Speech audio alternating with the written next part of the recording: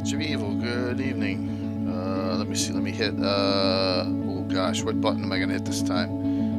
Run something long. I'll run the long Jeremy, this one. Hi, welcome to Gamescape 3D. Today we're going to be going Good to over see you all. the release of our gigantic cliffs. We have a lot to go over, so let's get to it. Alright, before we jump in and see how this thing is standing up, let's look at some of our smaller features. Get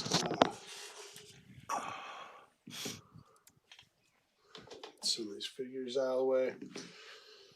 Alright, you're going to have a folder in there called Magnet Face Cliffs. Lion Duck. Hope I said that those right. refer to a few specialty items that we have here. You can see this tree right here. It actually just pops right off. And after you pop it off, you can go ahead. I have a door piece you can swap in there. I also just have a plain cliff face you can swap right. You can Amanda's Crochet, nice new name. How long have you had that one? Okay. So let's say you're on an adventure and What's up, Jeremy? You know, someone says a magic word, maybe that makes a door appear. I must have. In the side of a Did I know that? Hey. For you to it's all good. Or whatever. The cool one, yeah. So this one right next to it is another swappable one. We have a cave entrance. These things blend in real well on the tabletop, as you can see. So there we go. Got a busy week upcoming. I didn't think it was going to be busy, but now it's busy. Cave. Just that Work simple. or streaming or both? Okay. Both. And then our last one. I have a stream tomorrow night. Shelves right here. This for an hour, probably an hour and a half. Okay. A session 0. Yeah. Faces on the back. You're also going to have open locks everywhere you have magnets.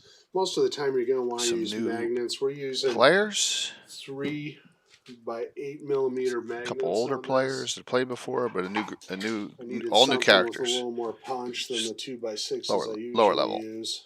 So you can see the open locks being useful in some cases. Mostly, I think you'll want to use them on side-to-side connections. Will is coming on because you will get into crazy weekend.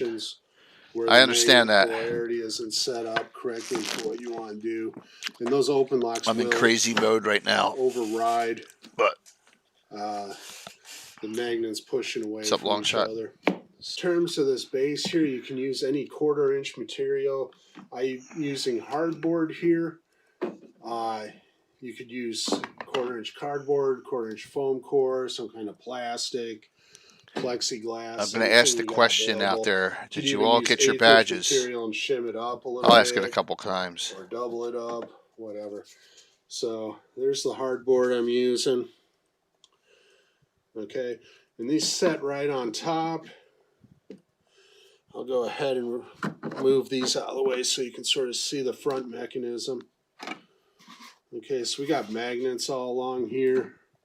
And these are just the tops of the cliffs.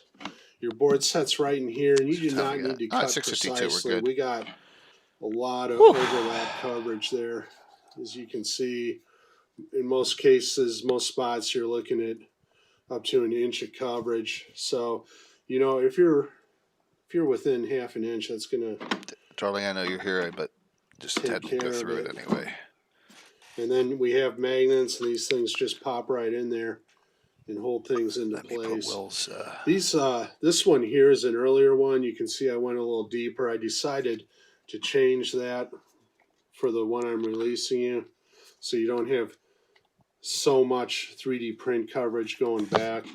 It doesn't really interfere if you're just doing a cliff face.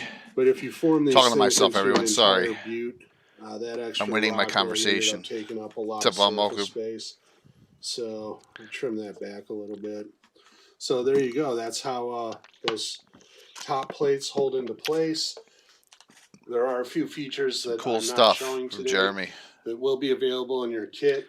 By the way, is anyone who has a stream note how so that's going to come out to awful about it's been 135 millimeters with YouTube? On this Man, this upper print part. So many. so many. Back in 2001, This when we first began working with Gary this Gygax, video he is no pitched us a good wonderful anymore series. for monetization because Yeah, of he this called song them that Gygaxian I've had on there for Friends, 2.5, and 3 he years. was this It's just like, encyclopedic- wow. encyclopedic set of So, books for role it's players, crazy. writers, game designers, the whole lot of us. I got to like use 1,100 making our games, vids on creating YouTube, our at adventures, least. writing stuff for publishable content, It's nuts. whatever it may be. And Stupid there was thing. really no end to Well, what they we need envisioned to this series safeguard be. their We profits. eventually published the Canting Yeah, but Crew, this is the all World supposed to be Built on proprietary, Fantasy, free, 7 open source volumes in stuff I total. use. We had another That's Okay, waiting yeah. Well, for look, it. it's Another on 3 or YouTube. 4 I get after that, flagged a lot so for the series was really old awesome. ads that We are have bringing music these that I back. thought That's I what had, this there were Kickstarter rights is. to. We've got 7 books online ready to be printed. We've got another It's annoying. 3 right after that we want to get it minimally out as we were working on them at the time. It's annoying. But then those will again, be definitely in PDF, depending on how well the Kickstarter does, and maybe even more than that. Once we kind of push beyond the necessary stretch goals and all that mess. But welcome to the what we're calling the Gary Gygax World Building Archives, and please give us a yeah. I got share it this around if you song can, that pledge if you literally can, I've been whatever using you need since to the do, first day I whatever- started whatever streaming. You can do for us and the memory of Gary Gygax, we very much appreciate it. Yeah. Yeah, Troll I Lord don't Games. doubt it. Join the If fray. it's new vids would be one thing, but it's not. It's like, oh my Yeah. god, that vid's been on there for 5 years. So But it's their AI gets better at analyzing it. it could be. It could be. Yep.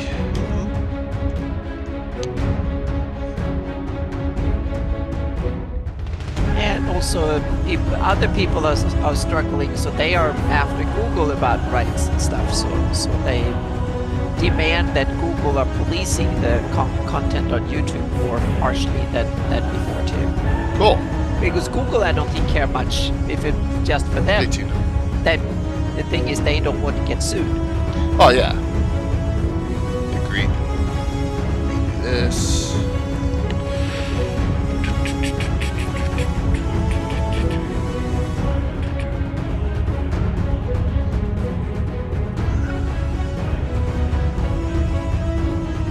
Okay. I forgot one thing. Oh yeah, I can just mute them. That's all, Jeremy. I just mute them. It's no big deal. But I got it over and over and over. I got a process for muting.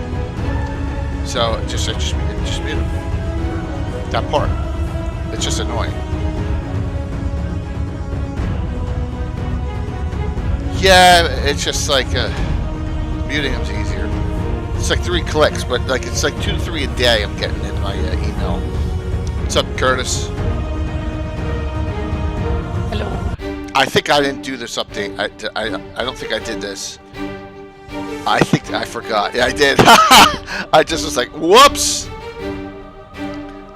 I'll change that real quick. See if I can do it on the fly. I got Ron up there still. Yeah. I don't think he minds. Yeah. Oh wow. I can't find it.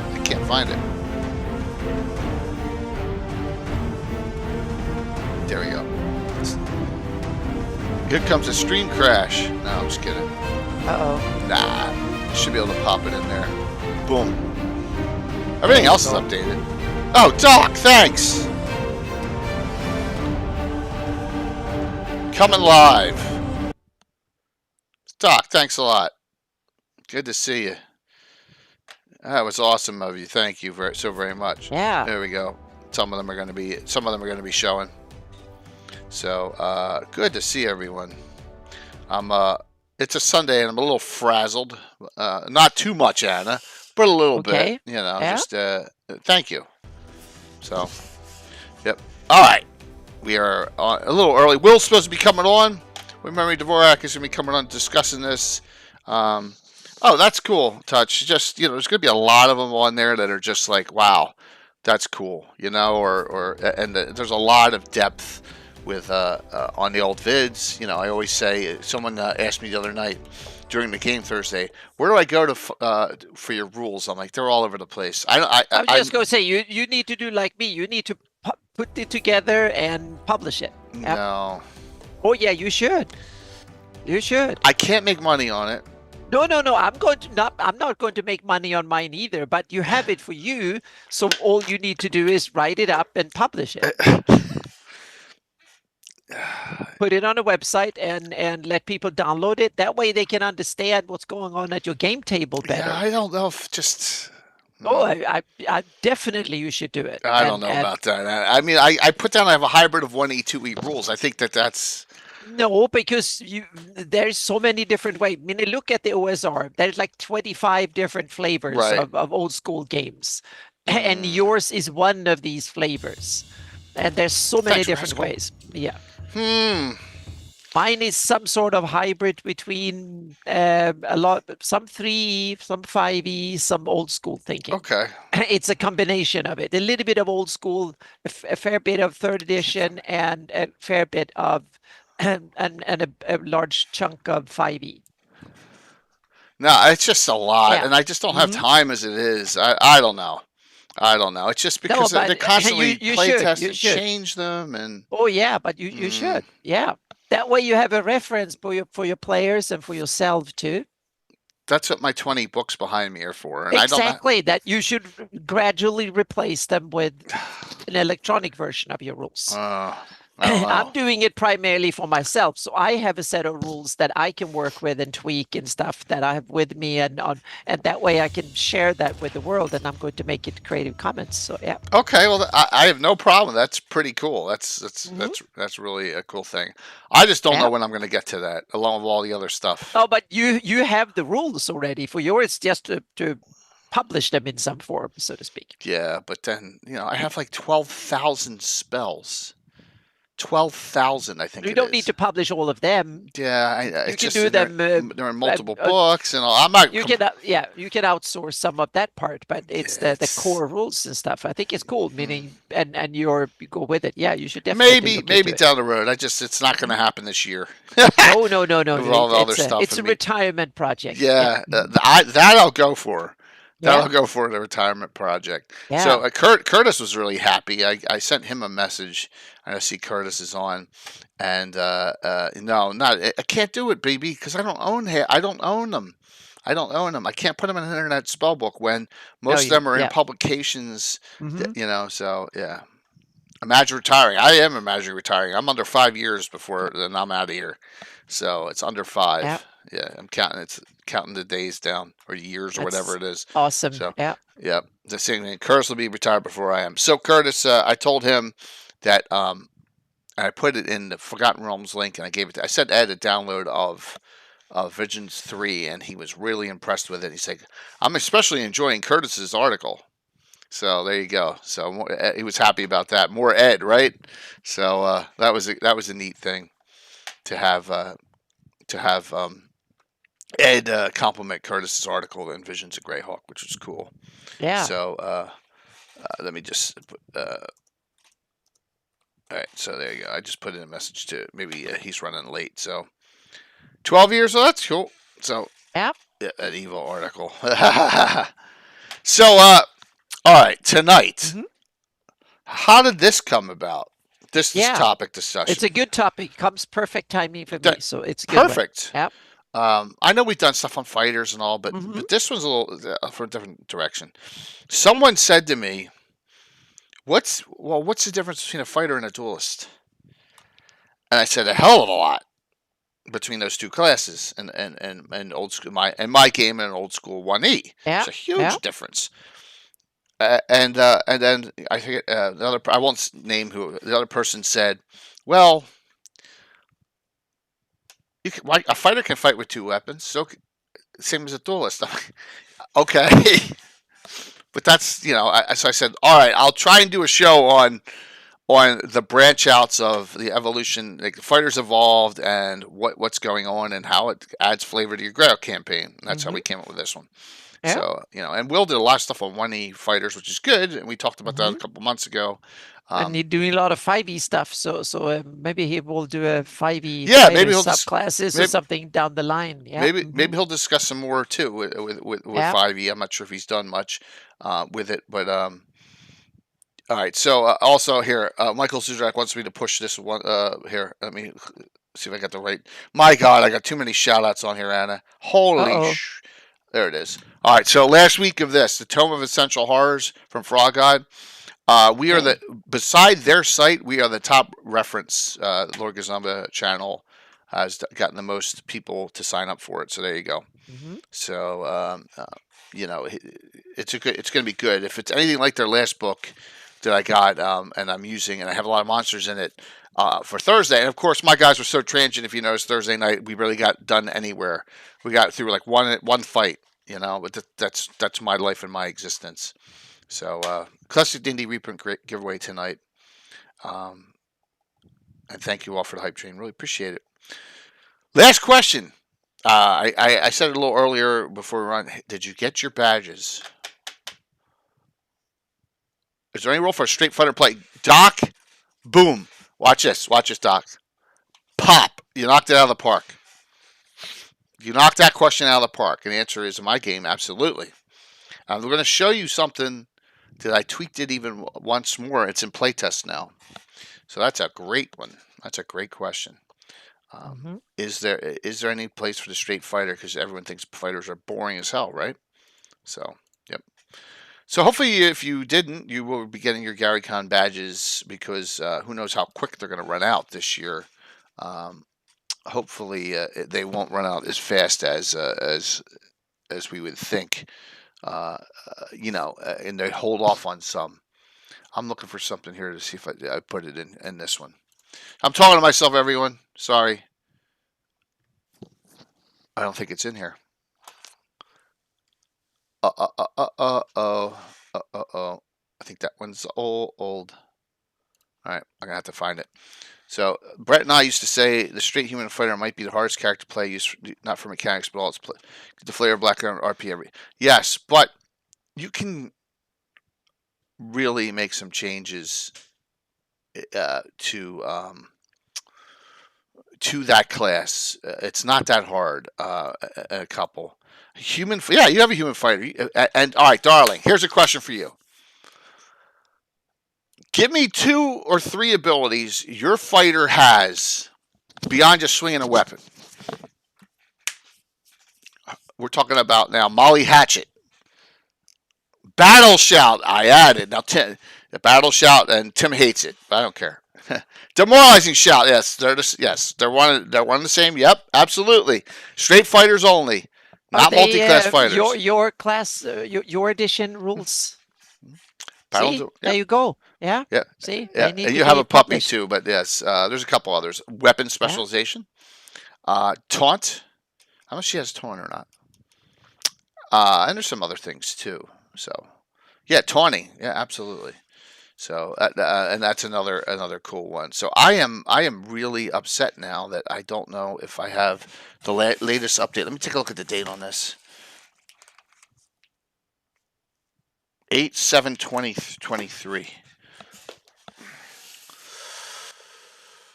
This is what happens when you have too much going on. All right, I'm just going to look for it real quick. So we had an update. Here's a fighter thing. So fighters are great. Fighters are fantastic, right?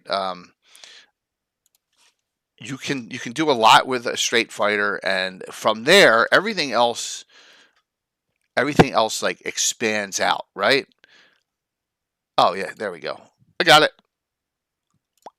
Let me just see if it's up here. Yep. Okay. Yes. All right. I'm sorry about that. Duh. Fighters are fantastic and great indirect class. They are absolutely, and so if you look at the fighter and you look at, and I'm not saying get this, but it's cheap. These are one of those old splat books that are still cheap. The Complete Fighter's Handbook is cool, just because you can go through it and there's a lot of other abilities and things in here that you can. And it talks about specialization in here, but specialization comes from originally, if we all remember, comes right from the Arcana, right? Look at this thing. If I let this go, it would fall out. Yeah, did it give you, what was it, +2 to damage or hit, or which was it, or both? So, good question, Anna. Let's start. And I think it was like +3. I forgot about how it was in first, second edition. Third edition, I think it was double specialization, was +3/+3 or something like that. That's what it is in here too. But let's go here to start things off. Let me see if Will is still. I don't feel so bad. Oh my God! Well, that's our copy behind the wall. copy Yeah. for me. Hmm. Yeah, that's one of the ones that is like, I have, and then I have the don't touch these guys. They're in too good a shape, but they don't listen on the shelf Hmm. there. I don't feel like I want to be like I'm in a Rite Aid or Walgreens. I got to lock everything behind it. You're You shopping, need everything's to, I locked. guess. Yeah. Oh my gosh. Mine Don't is actually in fairly decent shape, so it's not falling apart because I didn't use it that many years, and I Ours gets moved used on to second edition and then third edition and stuff. So yeah, every week it gets used, and that's why it yeah, gets beat to hell. yeah. All right. So it's back here. Look at Hello, this. darling. Yep. Even in Unearthed Arcana, all right, so there's all the different damage weapon types, right? So Hmm. which we've used to this day. Um, even the adjustment versus armor classes in here. Yeah. Now, Is that something you ever used? I looked at this table and I stroked out. I'm like, Yeah. and like this is like wow. Uh, Mhm. I felt bad for some of the weapons. I mean, some people like some of them don't have And it's any. per weapon. Uh, Which it's kind of, yeah. yeah, I was like, It's much nah. easier when you, like, in they introduced in third edition. You have bludgeoning weapons, slashing weapons, piercing Right. weapons, and yeah. So that makes it a lot easier because that way you can have certain aspects, meaning certain monsters and armor are vulnerable. We have weaknesses or strength against types of damage, which makes it a lot easier, much more predictable and much easier to adjudicate. And you don't have to look at a table. You can kind of understand that a sword does slashing damage for the most part, a dagger piercing, Right. for instance, and stuff. So then it becomes kind of obvious, and you just look at the stat block. So, and Von Molker, I don't blame you if you want to give it a shot. I know Anthony Hughes uses them, like you said, but that's Yeah. chunking my game online, man. Mhm. There's nothing good that's going to come out of that other than the game's going to That slow down. to me, that, yeah, that seems to be Yeah. right. It's kind of, yeah. I've gone. That's one of the holy cows. That many. Let me ask you two questions, but let's start with any holy cows that you have slaughtered that are in D&D that you changed, that you do that you shouldn't do, or that you should do that you don't do, so to speak. Any holy cows that you have slaughtered on your game table, so to speak, in the rules that you abandon, or do you think that all the main concept you stick to them, so to speak? Yeah. So yeah, Master's Rules for Basic. Yeah, but I never. So Yeah. Master's Rules for Basic is not Holmes Basic. So I'm gonna split hairs with you here, Sam. Maybe you'll get angry, which is okay if you don't agree with this. But it's Holmes or nothing for me, baby. That's all I ever played. I never played Mulvey Hmm. or Mentor Basic ever. So it's Holmes only. So I don't have to worry about that stuff. Yep. There You you know, go. Yep. because then we went right into AD&D. So Hmm. yeah. I would have loved. I would have loved. Yeah, yeah. I know a lot. Origin of a lot is there, but not for 1E2E. For 3.5 and above, yeah. So, yep. Oh, by the way, Michael, we're going to play our game more likely on the 10th. Build a Master Crafter, my son and his son are going to be joining us too. So I have a nice big, good group of people down here in the basement on that date. All right, so weapon specialization. Yep. Hey, Patrick. What? First off, there's two. I have different types of weapon specialization, but we don't have to talk about that. Melee weapons, +1 hit, +2 damage or single, plus the multiple attacks. Here's the quirk rule of us is, and once again, this is a doc question, right? Doc. How do you make first edition fighters mean something? You do not give weapon specialization in old school to multi-class fighters. A multi-classer loses their special thing, and that is what they lose for us, is they cannot weapon specialize. So there you go. That's they call fighter mage thief. Hmm. No, you're not getting weapon specialization because you're like a jack of all trades character. That solves that problem right off the bat, and people will Hmm. stay in Yeah. with a full. And what's good about that is the flavor gets created, especially in your GREYHAWK game, where you have the elves. Most of the multi-class fighter slashes, except for fighter thieves, maybe, some fighter clerics are elves and half elves, right? You get you get halfling fighter thieves, you get some dwarf fighter clerics. Yeah, but it's going to get better. It's going to get better. Wait till you see this new one I've done. I guarantee you, I will bet you at least one person steals this, which is okay. I bet you it's Von Molku. I bet you Michael steals this. You'll see. He's already using your yeah, rule but system. I guarantee you someone's going to steal this idea that I came up with. Mhm. So, and we'll do that a little bit later. Mulvaser rewrite simply started. Yep. Yeah, and it just, but for me, yeah, no, something else. I got something else for you. Yeah, I think I talked about once before.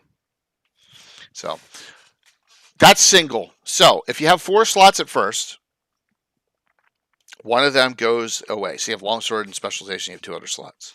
You know what? If Darling's on here, which he is, let's do this. Let's make this an example. Why don't we do that? Where's Will? He's running late. Yeah, apparently. He's ever mysterious like Tim. Yeah, comes and goes a bit when he wants to. Yeah. Make sure I get the most up-to-date one.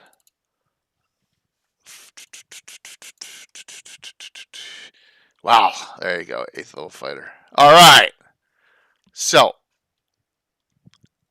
here's her sheet, 8th level. Okay, and armor class comes, and then hit points, experience, and here's your key spot on my sheet, right here. And this shows you all your proficiencies and your special proficiencies. Remember, we have feats. Feats merged in with proficiencies.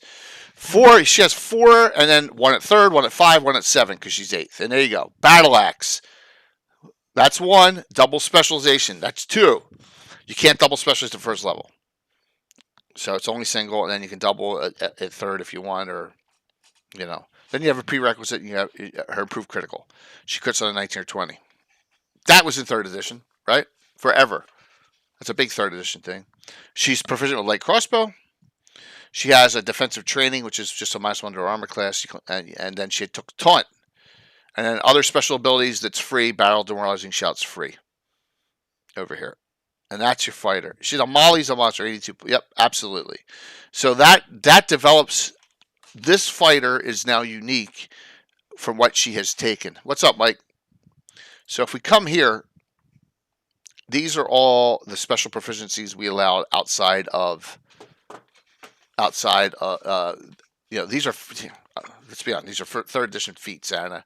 So I'm not sure, like, for example, when you're doing things, how, like, your fighter, I'm assuming their abilities, your fighters and stuff can get warriors as they build up, right? Mm-hmm. Okay. Yeah, there's like 2 sides to combat abilities. One generic, meaning how good do you want to be in the battlefield, meaning how many attacks per round do you want, and how much combat. So I call that, there's like 2 general abilities. Combat prowess, that means how hard are you to flank and how much damage, because I tend to avoid multiple attacks because that just take time, and you want to avoid rolling dice, so to speak. So you simply add damage dice.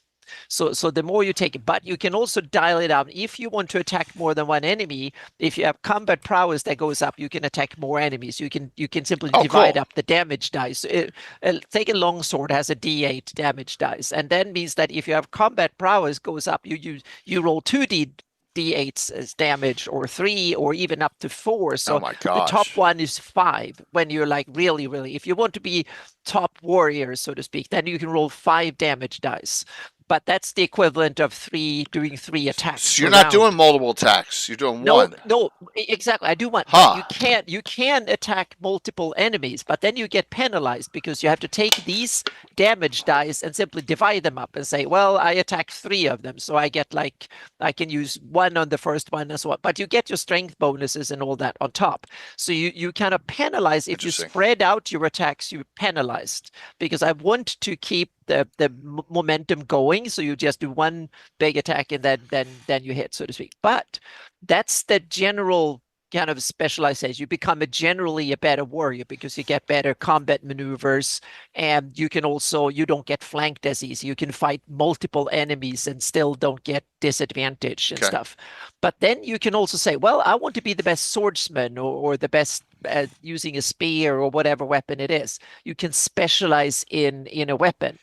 And that's where the other thing. Then you upgrade the damage die and your crit range. So the more you specialize, the bigger die you use, the more damage you do. So if you have a dagger, if you specialize in a dagger, you can go from D4 to D6 to D8 to D10 and D12 when you're really high. So Oh my so God. you can be, yeah. So the best dagger, meaning take the best thug that likes to fight in alleys. If you have the best dagger wielder in the world, he can do as much, way more damage than a regular swordsman can do, or the farmer that goes around wagging his club, so to speak, because he knows how to do it. So he crits likely and does a heck of a lot of damage with daggers or whatever weapon it is, so to speak. So every weapon can, in the hands of a master, becomes really, really deadly. So you, yeah, yeah, well, I kind of did the same thing, Anna, but not yeah, to that level because I yeah. have the multiple attacks in. So Oh yeah, mm-hmm. so a specialized fighter, a normal fighter in old school 1E rules gets an attack Yeah. at 3 every 2 at 7th level, 3 attacks every 2 rounds at 7 on the same target. 1 and 2, 1 and 2, 1 and 2. Yeah. Right. So your multi-class fighters and your non-specialized fighters get that. A specialized fighter, even if it's single, at 7th gets 2 every 1. So Yeah. so for example, Molly here gets 2 attacks every round, rolls twice. Plus 6 hit, plus 8 damage. That doesn't count shouts. That doesn't count bless, any other thing. That's just her base plus his hit and damage or Yep. strength, Mhm. weapon, specialization, blah blah blah blah blah. Right. And Yep. then so now here's the thing that I implemented as new, and I took it from here. Oh, I have the book right here. Let me just bring it up. Okay. So I got this book a couple months ago. Player's Option Combat and Tactics. I'm like, it's kind of cool. And then I said to myself, now I know where. All right, here I'm going to ask questions. How many of you got Baldur's Gate 2 back in the day in the 90s? Mm-hmm. You know, that great game. That's what's still my favorite. I haven't played 3, so I can't really. Yeah. All right. So, do you remember that, like, you could go click, click, click, click, and you could have like specialization like 5 times up in there with that weapon, and like for I usually played an archer in that, and the archer could do it up 5 times. But like a normal, some people only go up 2 specializations depending on the class, but they could go up 5. So yeah, it was over. Yeah, there was all sorts of things in there. So it was really cool. So this is where I think a lot of that came from. Is this? I'm thinking to myself, all right. I'm really going in a circle here. So I have these duelists, the duelist class from the Dragon magazine. I love the duelists. We have a lot of duelists in the campaign. We have like Bird's got her duelist, Orinthera. Gilthanus Markham, he's a duelist. You know, it's a really cool one with parrying and all sorts of things. Combat taxes, yeah. There you go, Gargamon. So you know exactly where I'm going. You know exactly where I am going with that. So I said to myself, how do I take a fighter and make it, tweak it one more spot that there's flavor to it, and that is and it's almost like a prestige class. Hey, why don't we have like a weapons specialist? So that's what I did. So thank you. See, look, Gargamon jumps right in. He's a 2E master. So this is kind of a 2E idea. And the last proficiency I added, and this is all of them here, is Weapon Grand Mastery. Okay? So 39 Weapon Grand Mastery. Now, you've already built this into your class, which is funny. How we've gone about the same thing and did it different ways. Yeah. The thing is that it needs for me it needs to be incremental, and you pay for it using XP. So Right. even if you're a wizard, you can get combat prowess 1, for instance. So Right. you're a little bit beefier around it. So you're not the most feeble person on the battlefield. And if you're a war priest, you might get 2 or something like that. So you're a bit beefier. And if you're a paladin, you might get 3. And if you say, no, I just want to be a straight fighter, I don't want to do anything except going out and bash things, then you get 4 and specialize in a weapon. So you simply you blend, you specialize or you diversify and learn a little bit of everything. It's kind of multi-class is the norm in my system because I don't have any class. You just Right. cherry It's pick kind of from what it's jack of all trades at picking and shooting. That's just cool. But All right. you can't you can hyper specialize if you want to. You can simply say, I want to be the best swords person in the world, period, and nothing else. You can be that if you want to. So it's just a matter of you want to spread out your XP, so to speak. So here's so Michael, I thought I may have discussed this last time, and I just had brought it in. So this is it. Just so you know what it is, it's Weapon Grand Mastery. Yeah. Here's the prerequisite. It's double specialization. So you have to be double specialized. The base, and if you do that, I think to myself, what will not drive my players crazy? So if it's a 13th level fighter, they get 5 attacks every 2 rounds, as it is with specialization. So that's 2 then 3, 2 then 3. What can I do incrementally that'll work for me? And that is raise it up 1 level. So if they're using a longsword, it's no longer die 8 against man size. It's die 10. Yeah. If it's 1 die 12 against large, it's 2 to 16. Yeah. Here's the caveat. Triple stars here. Base fighter class only. Yeah. Dual classing removes ability. I don't want no dual weapon grandmaster illusionists running around here. Like I know Alan and Tim will immediately try to abuse. So I'm like, no, it's not happening. So and then that's how we solve that. And then you must, in gameplay, you must seek a specialized trainer in the campaign to give you that ability. That I have too, and because I use what I call the learning role. So you have both. You have to pay XP. And you have to find someone to teach you, or you have to figure it out yourself, and that takes time, and so on. And then so it's like feed trees all over the place, so to speak. And and also because you can technically be a wizard and super specialize in using a sword or a battle axe or whatever you want. But the thing is, that means that you have to spend more resources, time, and XP and stuff on learning that than spells. That means that you will be a bit less wizard, so to speak, because you only have one budget to go from, so to speak. So you simply divide up the attention. If all you want to do is fight, then you can do that really, really well, or you can become really, really good at, because wizards and spellcasters can also specialize and upgrade their dice and stuff and do a heck of a lot of damage and stuff too. So they also and get more slots and stuff too. So they have their speciality. So if you just want to be a vanilla caster and a decent fighter, that's perfectly possible. But if you want to be the most brutal, powerful spellcaster, then you can't super specialize in weapons and learn all the fighting styles and stuff. We're gonna stop this discussion right now, Patrick, and I'm not trying to be mean. Yeah. So, all right. First off, a great question came in by BB Fan Fun. No fighter priest of Kellenen. You are correct, BB. Now, BB, you are correct, and this is really astute of you. They are the specialty priest that gets weapon specialization with one of their swords. It's right in the slavers. I agree 100%. They should have, but it's only single. They get 1 specialization slot, BB. They cannot double specialize. Hence, they can't be a weapon master. They're not, and they don't want to be a weapon master because Kellen uses all different types of swords. So there you go. So they specialize in 1, but only swords, best option. Got it. But but for weapon mastery, weapon grand mastery can be any single-handed weapon you want. You want to do it in battle axe, great. You want to do it in a footman's mace, great. Whatever you want to do, I'm all for it. So that creates a little variety, and there you go. Yeah, Sam has a good question, whether to use die size increases or +1. And die increases between like 6 or 8, that's like 2. Yeah, so I'd use dice up to D12, and that's it, meaning no D20s, or I don't double the dice. So after that, I use +2 instead of a die increase. So if you have more specialization and you already, like if you have a great sword that already has the D12 then you get +2 per specialization in damage. So you get like a more short +2, because that's worth a little bit. What is it? So it's worth a little bit.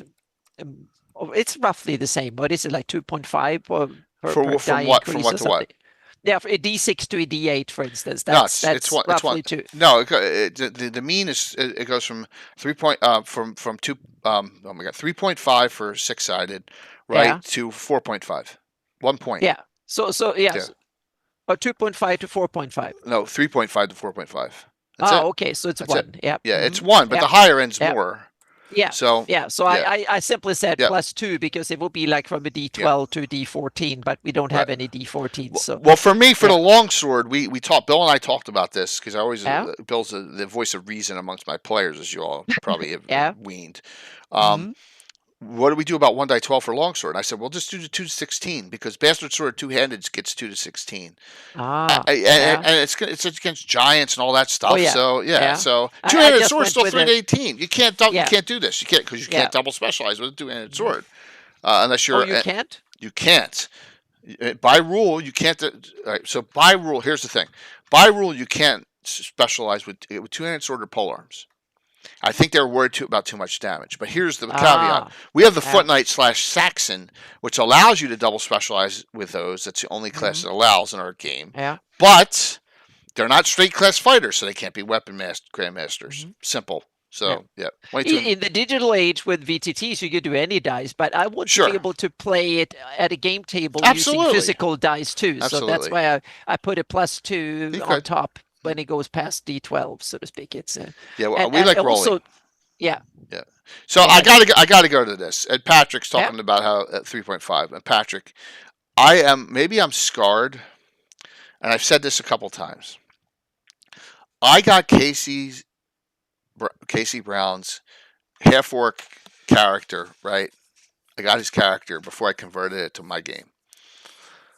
And he had 6 classes. And my eyes popped out of my head. I'm like, what the frick is this? How do you have 6 different classes? I have 0 classes. Well, yeah, I understand that, but he had 6. I'm like, no, this is right. I can't do this.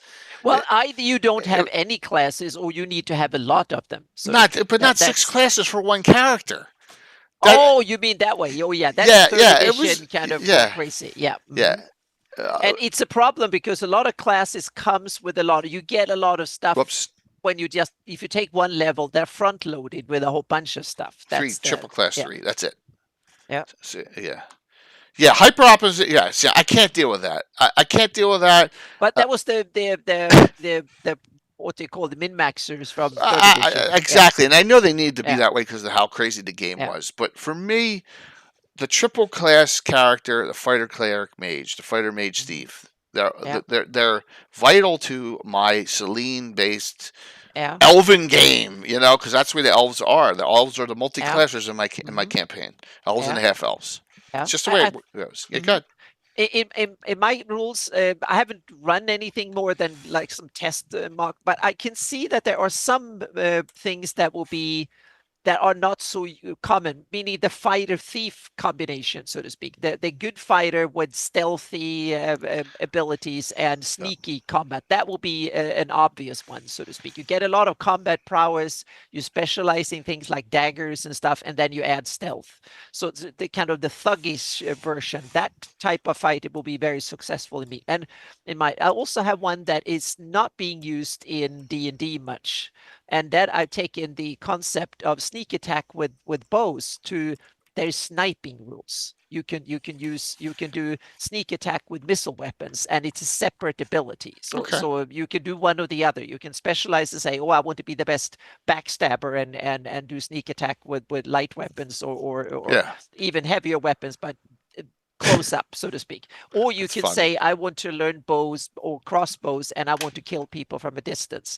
So you can be sniping, and that you can do a heck of a lot of damage with that up to, it's close range only, but that's up to 100 feet with a heavy crossbow. So it's still kind of nasty, and you can do truckloads of money, not money, but damage with it. But the thing is that it's only when you attack when the target is not aware of you, so you have to be unseen, so to speak, and do it. So it limits it in that way. But if you're really high skilled, you can go in and do it, and it opens up some interesting possibilities. So that is a rule that I've taken the third edition where you can sneak attack with a bow, but instead of you just get it as an extra, you actually have to specialize. So if you want to do both, that means that you have to sacrifice a heck of a lot of other abilities in order to get really good at both. And a lot of classes did that in this Yeah. early era, like the Cavalier. You had to sacrifice Yeah. multiples to get Mm-hmm. to get Yeah. the and we were just like, why is a Cavalier getting a bow specialization? It makes no sense, right? Yeah. So there's a lot of weirdness going on early Mm-hmm. on. But Yeah. for us, it was Arcana solves the problem for like the missile weapons here. It has others in here. It does have crossbows, and it has Mm-hmm. bows. But Arcana, we're not using this for whoops, I'm not showing it. We're not using that for bows. We have Lens Archer, which Yeah. we go with Lens Archer Mm-hmm. class. Yeah. So, and that's where it's just shooting someone in the back.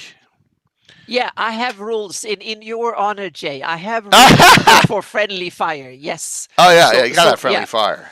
Yeah, so Yeah. the rules are basically if you shoot at a target and you have disadvantage, meaning there's something in the way, it has cover and stuff like that, then or there's something in the way, then you simply roll. There is like about 30%, 50% chance, depending on that you hit things on the way. So you just have to roll over a certain. It will be like you have to go through obstacles in order to hit the target, so to speak. And in melee, it's basically if you have one character grappling another one, if you have disadvantage, that means that there is a risk that you hit the friendly. But as long as you don't have disadvantage, so if you're just careful when you attack, you can still do it. You just have to take your time. You can't just rush in there and or just fire and hope for the best. You have to kind of study your target, take it easy, do one attack and stuff like that. Then you can circumvent it. So if you do it carefully, there will be no friendly fire, but there's still a possibility. Yep. Yeah. Yeah, crossbow specialist bolt slinger, Michael, that works. We could never do, once you implement Lens Archer, you Yeah. can't do the other stuff because already these archers at 7th level are getting 3 arrows per round, and they're like +9 to hit, and that is with all that's before, and they're probably +5, 6 damage. If you incorporate a sneak attack with an archer in my game, you're talking about it just doesn't work. No, And but yeah, and I'm relating to what's going on in discussion here. A lot of people are Yeah, using sneak mhm. attacks with bows, and it's Yeah, not part of yeah. our game. That's why I wanted to have a separate feature for it, because it's only Yeah. one attack. That's period. Same thing with sneak attacks. You can only shoot one arrow, and it's one action shooting one arrow, and you do a bunch of extra damage on that one, so to speak. So you can't combine it with a whole bunch of other stuff and shoot lots of it. It's a one attack against one creature, so to speak. So it's that carefully aimed thing. And it's also difficult. The creatures that are immune to crits are also immune to that type of, so undeads and stuff like that. Forget it. That's not going to work. Patrick, I would play in a 3.5 game, but I don't have time. I'm lucky I can play in Tim's games. When do I have time to play in other people's games? Right? I just don't have time. I mean, look at the schedule this week. If you go down the schedule, Monday, Wednesday, Thursday, Saturday, Sunday next week. You have to run less games to do it. Yeah, but yeah. But you don't want to, because that's part of the big fun. GaryCon? Yeah. I'm gonna have time to play in a game at GaryCon. Yeah, Patrick, that's great if you're gonna be coming. Yeah. But when's that gonna be? I already have. I had a half dozen. You have to stream a little bit less and yeah. Yeah. Mm-hmm. Yeah. I don't know. So yeah. Yes. I got the Champions game. I got Curtis's Champions game. I got so much. It's just, and this time. So, all right. Once again, here, I'm going to be a real, it's Jay Dick time. Uh-oh. I just want to be fun. We're in trouble here. Who got their tickets for GaryCon? Raise their hand or say me. All right. No one in chat? Bueller? Curtis, you got yours. It's like I mean, 10 seconds. Yeah, oh, yeah, there see, you go. They Okay, there you go. All no, right. technically, I haven't gotten my ticket yet. Tickets, yeah, they went on sale, Mike, already. They went on sale at noon today. Yeah. I'm staff, so I know that I will. Or yesterday. Next year. Yeah. I'm sorry to hear that, Armin. Badges, whatever. Badges. All right. Now, you ready? Who already reserved their room? Mhm. I'm sorry. I will be. Yeah, that's what needed. Yep, I will get mine too. So Yeah, yep, you did it, darling, because you're out. You got a Verbo or whatever house. yep, Oh, I got my suite already. mhm, Yes. yep. I will not get a suite, but I will get a room at some end Yeah. of the hotel somewhere. So yeah, that's good. Yeah. Yes. So, hey, it's part of the gig. So, hey, Alex, good to see you. Oh, great. Yeah. Good to see you, man. It's been a Awesome. bit. I know you've been away or busy. So, all right, back to the Chris. That's awesome. Yeah, I'm just saying. I got Oh, here comes Bill. He was probably running late. So there's no. And once again, there's no right or wrong way to do any of this that we're discussing. What's up, dude? He's connecting. Hello. Welcome. Hello. Good to see you Oh, my, again. you too. My settings are all. It'll take me a second. I'm going to mess with my No, settings. no Oh, it's problem. good. It sounds good. So you sound good.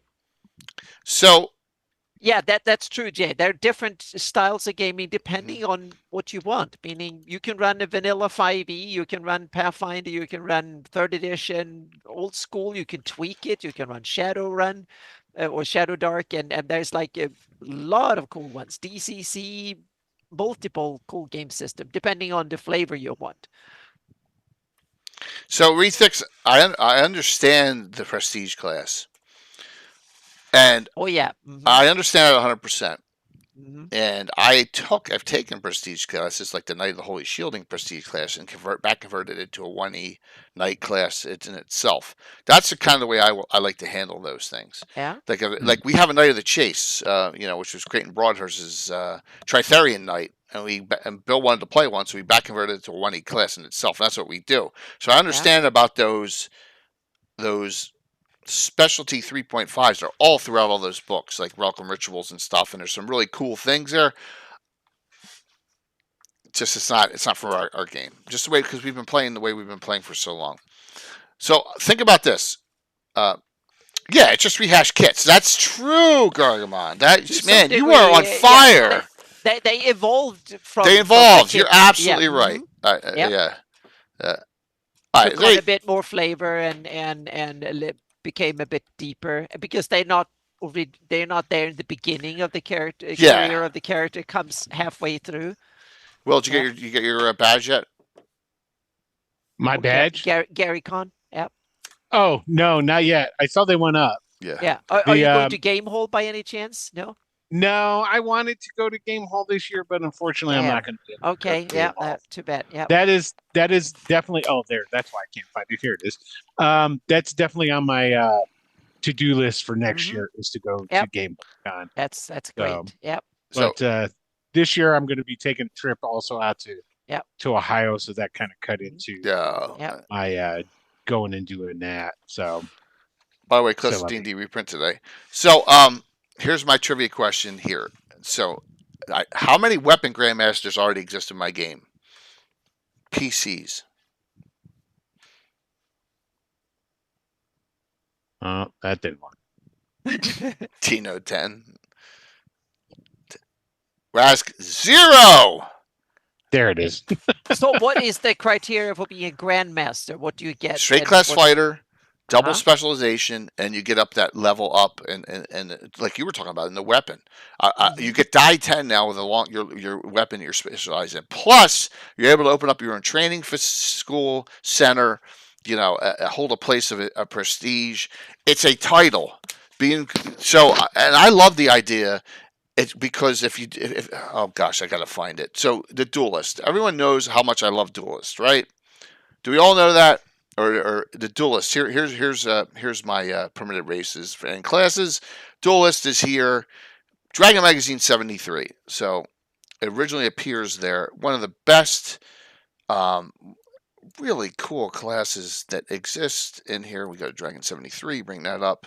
All right. The Duelist NPC class is right on the cover.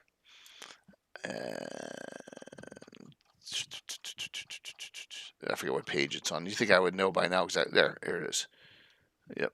The Duelist. And this is Arthur Collins. This is the big, it's kind of a decent name, right? Oh, that's Andy Collins. Sorry, that's the same, another Collins. Andy Arthur. Yeah. What's the difference? Hard experience table, die 12, parrying the death blow, bonuses versus the same weapon, resistance to fear, improved 2-weapon combat, all sorts of things. But a really crazy experience table. But what was really cool about this was the fencing master in his school, this part here, which is great. At 10th level and above, the duelist has the option of establishing a fencing school. Such an establishment must be located in a large town or city, must have adequate supplies and sufficient space for the exercise and activities that will go there. The fencing master must then attract students to his school. This is what's really cool about the duelist in my game. So, first off, trivia question: how many duelist schools do I currently have in my campaign? 2. I don't know. No, 0. 0 is definitely incorrect in that. There are. Well, there's definitely one in Altamira. Yes, there is. So, Altamira, Hardby, GREYHAWK City, and even Narwhal. 4. Got 4. So here's what's cool about this too. You can are actually. they rivals? Yeah. Oh, yeah. You only ever allowed. It says right in here you can have one per town, because of the rivalry exists between different duelists. And in fact, the duelist that went from GREYHAWK to Narwhal left because her older sister, so her name's Allie, and her sister Nana was blocked, so she went to Narwhal, and that's where. It's right across from the headhunter's headquarters is her duelist school. I kind of like this for the flavor, adding something in GREYHAWK. Wow, there's only these 4 schools that are known. Mm-hmm. There could be others in my game. Divers, I use Divers. Divers is a shithole there, Patrick. I use Divers. I would think it would be a cool idea to have like a number of different ones in GREYHAWK, like 5. And then run sort of like Romeo and Juliet sort of kind of deal. See, that's a great idea. And stuff. But I'm not going to do it with the duelist. I'm going to do it with the weapon masters. Because now we can have a weapon master for each weapon. Mm-hmm. That's where the rivalry will be. A bit, yeah.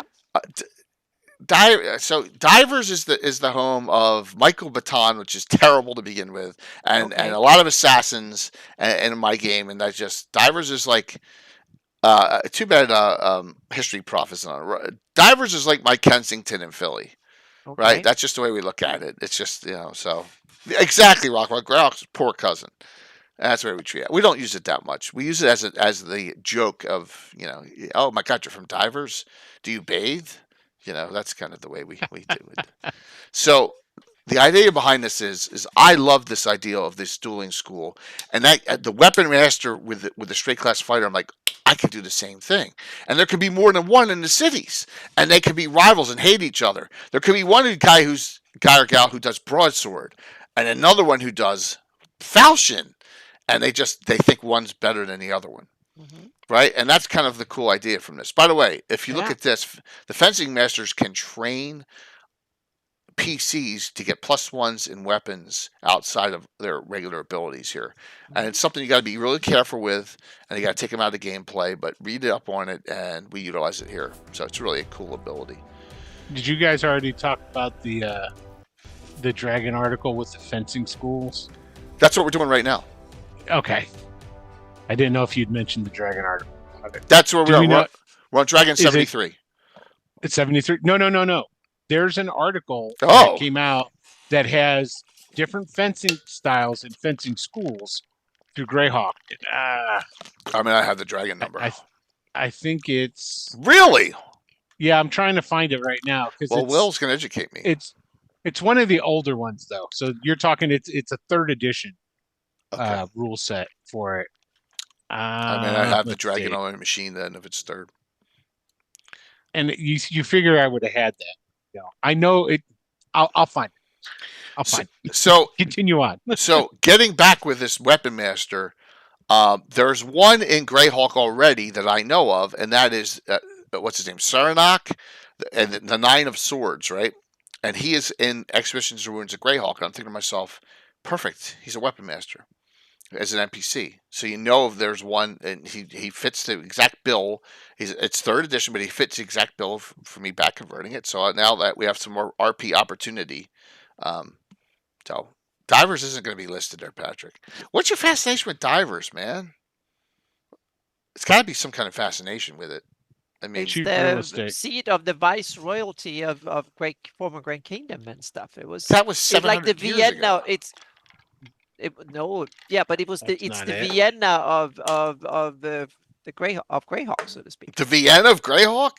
Yeah, it's the old former capital that is no longer the power of anything. It's just old buildings and they have the history, but they're Yeah, not it was the frontier capital, right? exactly. It was that was the second. It was the biggest, and it was in that sense. It very much gets sense like Vienna of Greyhawk. It It is was the- Greyhawk's rival. I agree there. But it's still a shithole. So I'm sorry.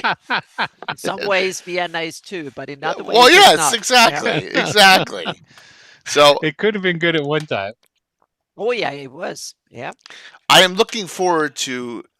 Thank you, Rock Frog. I'm looking forward to a PC character, like, and I don't think that Molly would be into it, but going that way. But she could do. Look, she's already got double specialization with Battle Axe, and when she turned 9th level, she could become a weapon master with it if she chose, and then go on, and who knows. So there you go. That's an example.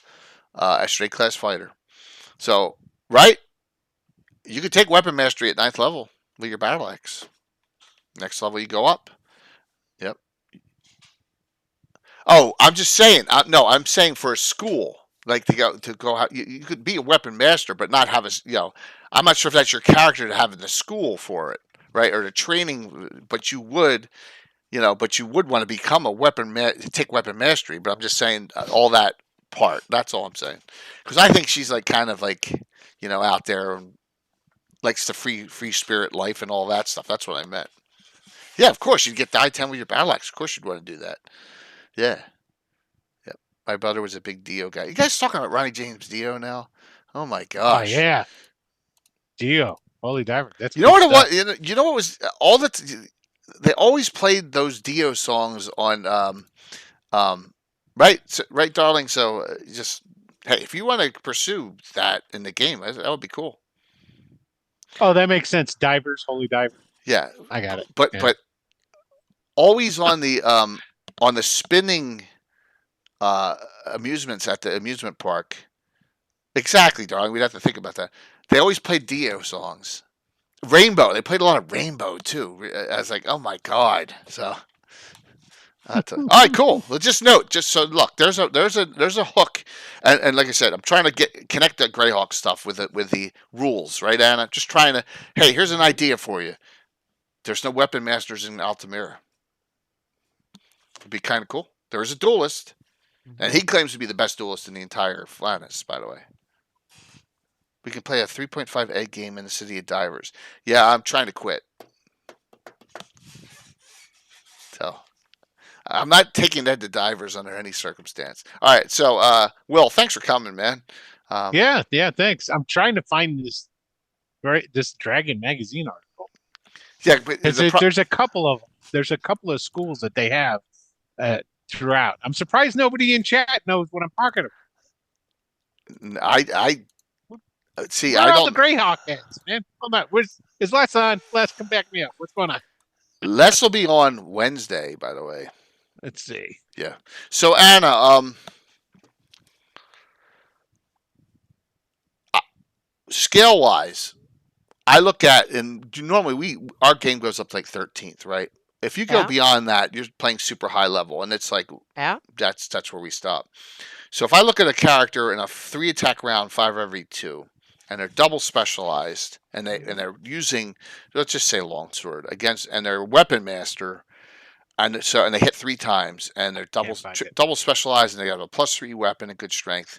They're doing 3 die 12, let's just say +30. Yeah. Okay, and that's 13th level. And that's 60.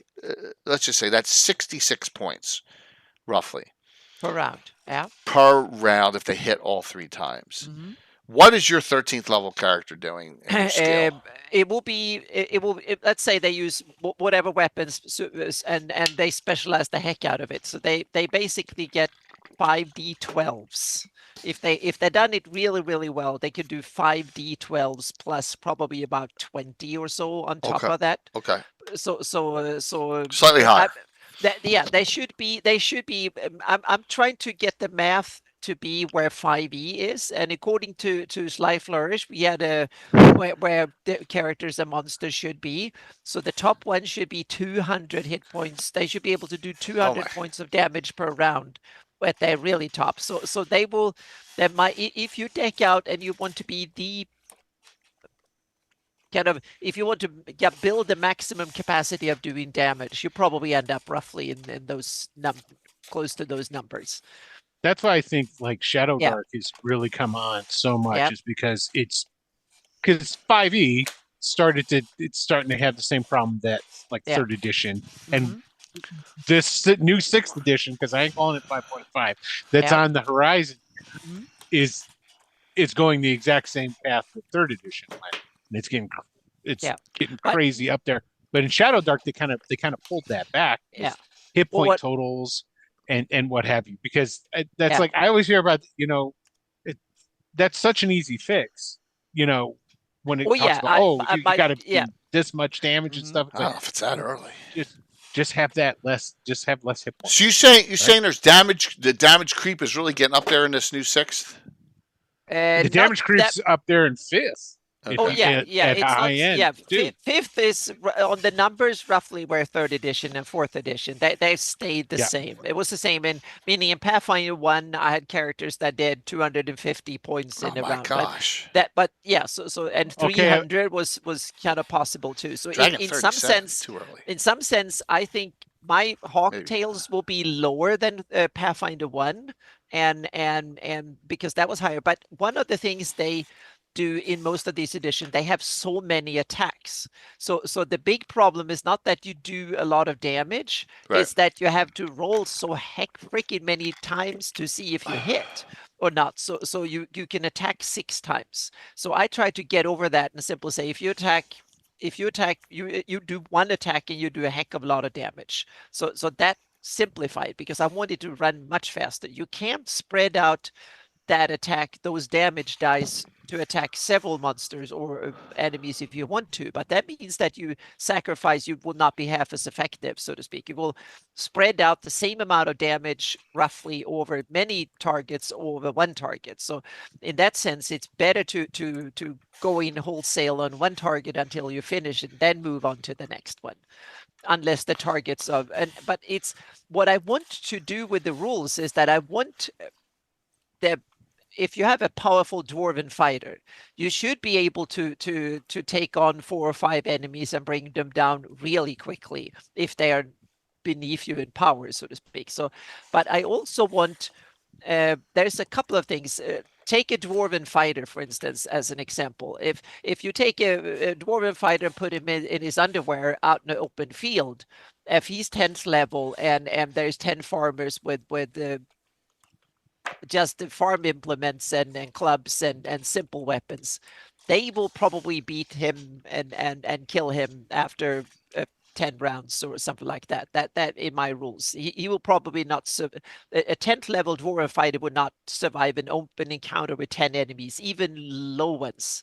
He will not survive that. But put the 10th level fighter with armor and a tower shield and put him in a dungeon, so he has like put him in a tunnel. Then there could be 100 farmers and they wouldn't stand a chance. They will all be killed by him, so to speak. As long as they attack, he will be able to kill them. So that's why I like minions. Yeah, I want context to matter way more than it does in the current rules. So you need to be able to fight in the right environment, so to speak. So you should, I don't. A 9th level fighter should be able to kill 10 goblins or 10 orcs, no problem. If they surround him in the open, no, then he should be. That should be his equal and his match. So if you're at 15th, 20th level fighter and you have a bunch of goblins surrounding you, you're in big trouble in Hawktail rules. Yes. Actually, if you have monsters fight with tactics. That's Yeah. one of the best things about the Yep. Dragon Mountain box set. Yep. Right. The number one, it's all about, oh, there's a big dragon, right? But the thing that kills all the characters and the deadliest part of it are the kobolds, and that's Yep. a box set for Yep. I think Yeah. it's 18th, it's 18th, 19th, 20th level characters. It's a Yep. high end Mhm. thing, Yep. and the kobolds, they use tactics and they use poison, they use different Right, things like right. Well, that. you shouldn't even have to go Yeah. to those extremes. In Hawktail rules, if you just a whole bunch of you surrounding and go at them, because you can do minimum damage almost if you hit, you do a little bit of damage, and almost constantly. And armor has a hardness and a minimum damage, and that means that even if you have the best plate mail in the world, a little bit of damage seeps through every time someone attacks and hits. So that means that there's two ways of killing something. You can do enormous amount of damage outright and just kill someone. If you're like if you're a 18th level fighter and you want to go in and kill that 10th level enemy, you can do so, because you can dole out heck of a lot of damage, cut through the armor and kill them. But if you are 20 little kobolds or goblins, you can keep poking with spears and weapons and stuff, and you do a heck of a lot of minimum damage, and that adds up over time and becomes, so it might take a few more rounds, but you're in trouble. So and I want rules that if you go into combat, should always be a little bit risk that you run into trouble, and it should always hurt. So you can guarantee that you will get hit. If you go into combat, it's going to hurt just a little bit. But if you're a 15th level fighter with 180 hit points, you can take a bit of damage, no problem. You can survive that, especially if you have a plate mail that will take the big brunt of things. You will still take 20, 30, 40 points, but you survive it. If you're a first level character, oh, you're dead even if you do that. You have to be smart about it, so to speak, and gang up with others. Then you Of course. Yeah. Yeah. But I mean, to answer with that, it's like, Yeah. okay, so like 3rd edition, 4th edition, 5th edition basically are great up to 10th level, right? And then after 10th level, the rules don't work. Well, So, a low level can't even hit, meaning there can be 200 peasants with pitchforks, and they will not be able to damage a 12th level or 15th level fighter, no matter what. Well, you for that sort of stuff, you just dial it back. And that's the big thing with that. Yeah. I think one of the things, like, because I had looked up, there's a really good article, I'll post it in chat, which it's the history of weapons mastery throughout the game. And it goes through and it talks about weapon masteries through all the editions, basically. But it also talks about what they're doing in Tales of the Valiant. It talks about what they're doing in Advanced 5e. And a lot of that is like, it's different. Essentially, it's the martial classes. They're giving them extra damage and stuff like that. But they're giving them special maneuvers like disarm and all that sort of stuff. And they're giving them like the new weapons mastery that's coming out now, which has been around for a while, just not from Wizards of the Coast, is that each weapon has an ability to it. And if you have weapons mastery in that, which this goes back to, like, it's more than just the damage that you do, but you can do special maneuvers. Like if you have the maul and you have taken that, then you can knock people around the battlefield. If you hit them, and then you maybe knock them 10 feet, sort of stuff like that. Things along those lines, I think, are great. But like problems with hit points and like when you're getting on that high level, just dial it back. That's the number one thing to do. Just dial it back. Like 10th level, you stop getting hit points. You get your con bonus and that's it. Oh yeah. That right there will really Fighters stump up. Fighters only get 9 hit die, and then they get like a couple points per level after that. 3. Yeah. Whatever. See, that's what I'm saying. That's first the edition is a better cap.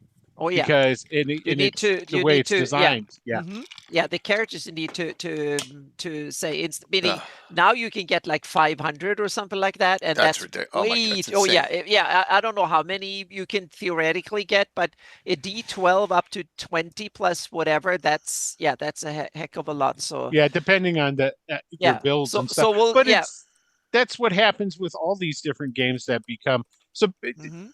You want to give the players what they want if you're the game publisher, which is you want to give them bells and whistles, tweets and all this good stuff, things to tweak it. So what ends up happening? You get these min maxers that come in, or optimizers, you as they get like to be called, 240 and then the next plus, thing you know, it's like you put these special combinations together, and you got 600 hit points. Stuff that's like insane. that. You get yeah. about 300 hit points is probably about the highest you can get in 5e. Yeah, I want to bring it down to no higher than 200 and probably a little bit lower than that. That's where I bring Hawktails. I want to bring that down to I think below 200 for the theoretical maximum, so to speak. I think Yeah. the highest we have, Bill's Paladin, I think has 135. Yeah. And he's like 12th. But on the other hand, I do a lot of that, but that's where I want armor to kick in, so to speak. So you have the you can take the brunt of it, but it always you have a minimum damage that would slip through, so to speak. So if you don't go over the hardness, you still do minimum damage that is like 5 or 6 points. And I wanted that window because I wanted everything to be vulnerable. So even a dragon, if you're 20 people, you attack it, it might wipe out half of you, but the other half might go there. And same thing with the high level. So there should always be risk involved. If you go into a fight, there should always be a chance that you get hurt, so to speak. And that was I wanted to build that into the system. So yeah. And that's one of the holy cows. Armor actually deflects damage. Have a soak value. Yeah, it soaks up damage, and armor class is just how hard you are to hit. So if you did that with damage absorption from armor, then you need to use your weapon versus weapons table, in my opinion. What do you mean weapons versus? Yeah, that first edition weapons other weapons do better against certain types of armor. Yeah. Oh yeah. You'd have to really rework first edition and whatnot, because even in fifth edition, it's not really set up for that. So for traditional Dungeons and Dragons, I think soak is a great thing, but I also think you should have something like a soak number, but in soak number and bring down the hit point totals. Make it so that because that gives you the real possibility of it makes the armor mean something more, because there becomes a point in pretty much every edition of Dungeons & Dragons, your armor class really doesn't matter. Yeah, and there's one other effect of it, because armor doesn't increase armor class. That means that you hit way more often. In Hawktails, you will hit way more often because it will be much harder to get to AC 20 or something. So that means that most combatants will be hit 2/3 of the time. And that means that you will hit way more often. But also another thing is that a rule that I will take is beatings. If you get a crit against you, you can take a beating. So if you have armor and shield, you can decide to let them deflect it or take the impact and turn it into a regular. So if you armored and shield up, so to speak, then and have armor and shield, you're protected to a large degree from crits. Only once per round though. So if many enemies, they might get a crit in on you. But so you get a chance to deflect a lot of the brunt of the impact. So that way you can survive much longer, so to speak. So it's a different. I want the combat to be shorter and more brutal. And little bit, I don't want that grind when you just attack, miss, do a little bit of damage, and you go on forever. I want the combat to be over on average in 5 or 6 rounds. That nothing should last. If you go in head to head and just bash, then one victor will be out there in almost any combat after 5 rounds. No one lasts more than 5 rounds if you go head to head fully, so to speak. There's a lot of games out there that aren't have that. D&D's never done it because but I increase deadliness. That you death saves, you're still active. You can crawl away and you can do things while you do your death saves as a way of staying. So in case the enemy have other people to fight, you might be able to crawl away and survive. So I want the game to be grittier, but not necessarily deadlier, so to speak. That's so even if you go down, they will take some attack and some work for the enemy to actually kill you permanently, or take you out of action. is probably going to happen within 5-6 rounds, almost immediate. But that doesn't mean that you're dead, so to speak. And so that way you can survive. So I want battles to be very greedy, but not necessarily deadlier. Problem with that is for D&D, you got to really homebrew it up then. Oh I yeah, mean, that's the thing. D&D as it stands right now, it's not built for it. And D&D from after Advance, once you get into second edition, D&D becomes a very player facing, and I don't mean player facing as in they're letting them make all the rules, but everything is slanted towards making the players happy. Oh yeah, and then it snowballs into what it is now. And 5e, they are superheroes in some ways. Yeah. And I want to take that up. There's no superheroes. But they were superheroes. That's the same with third edition, fourth edition, fifth edition. Players in all of those. Second edition was starting to get into those but realms. That's a good way of selling more splat books for players with cool stuff in them. Yeah. And I kind of like what they're doing now with it, but the problem with it is they've got good systems on top of bad systems, in my opinion. So like the bad system being is hit point bloat and all these other special abilities that they have onto things, and right? There's and basically because they introducing things like you have the fighting styles, right? You can have fighting styles that you can give to your fighters that gives them a little bit of individuality. Then they're coming in and they have weapon mastery thing with the new ones where that individual weapons have specialties to them. And then those weapons you have to be specialized in, basically, right? And then only the martial class. A lot of things like you can knock them over very easy and do stuff like that. Yeah. But it's a martial class only sort of thing. So that's the sort of thing that's really great, but it's not really great when you take it and you bolt that on top of the everybody casts magic. It's really hard to kill you. But that's the thing, Vinny. You have a 5e has a really tight, good base math works really well. But then you have so many. Each class have their rules breaking stuff that they can do, and then you add 20 classes have like 40 different cool ways they can break the rules. That was the same problem with third edition and Pathfinder. There was so many ways you can break the rules, and that's what I want to do with Hawktails. There are much fewer rules in that sense, way fewer. So the exceptions are very, very rare, and the exceptions are the same for everybody.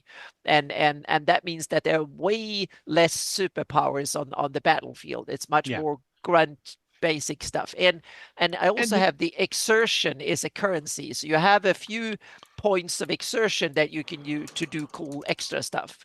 But that means that if you can burn all of it in the beginning to try and get overhand, but if it lasts longer, then you will be kind of grind down. So it's a currency you have to spend wisely in order to do cool extra stuff. So you can't just do it indefinitely and stuff, so you can have to spend it. Same thing for the enemy.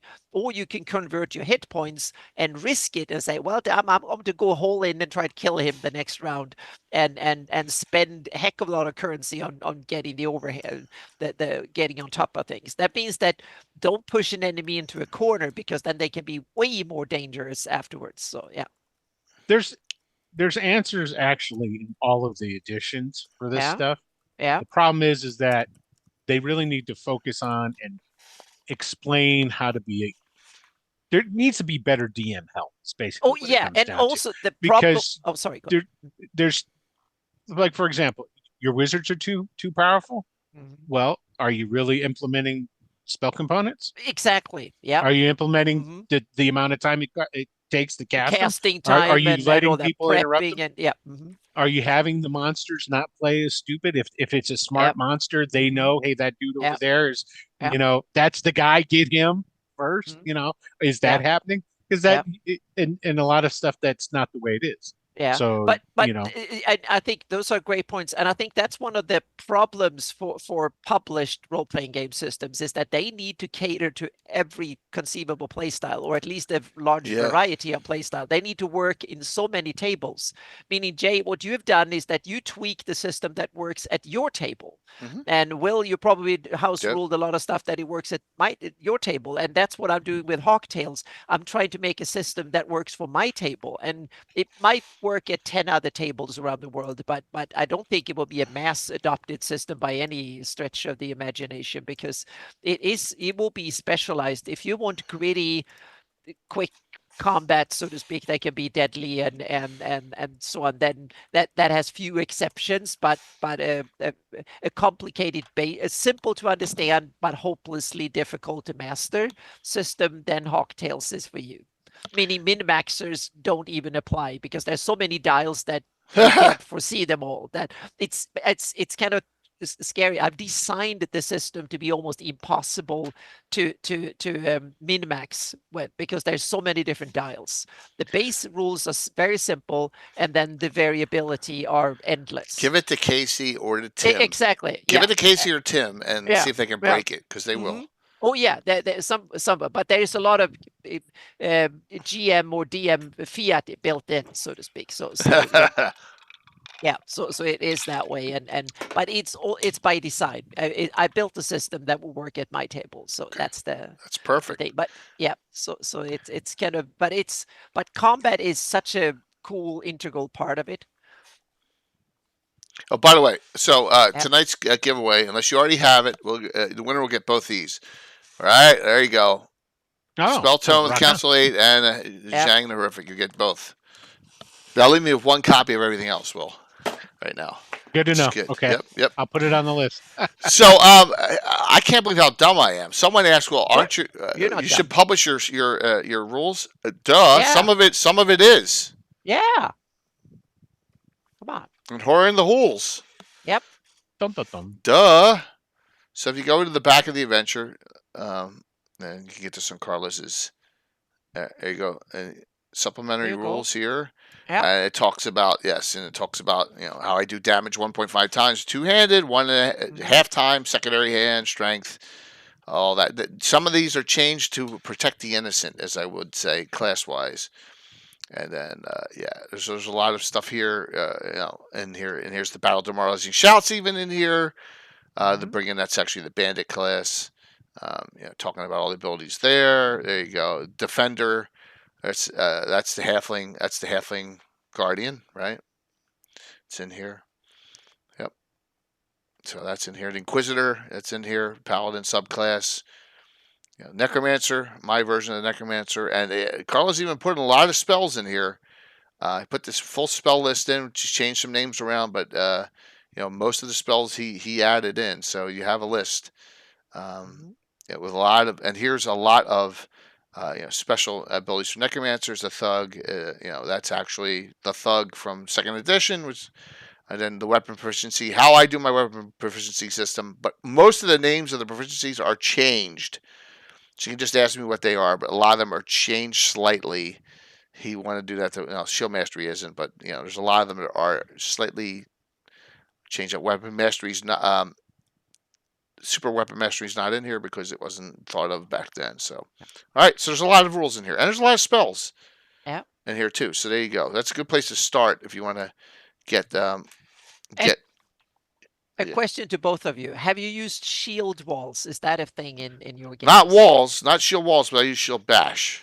I have shield bash. I've allowed them. Yeah, for sure. I've allowed. Hawk Tales will come with shield walls. How many? But how many players? Well, that's where that comes down. So if you've got like a 10 by 10 corridor, and you've got let's say you have 4 dwarves with large 5 shields. feet per, I would allow interlocking shield wall. Yeah, essentially, I simply say you can cover 5 feet, 1 square per character, so to speak. But can you shield wall by yourself?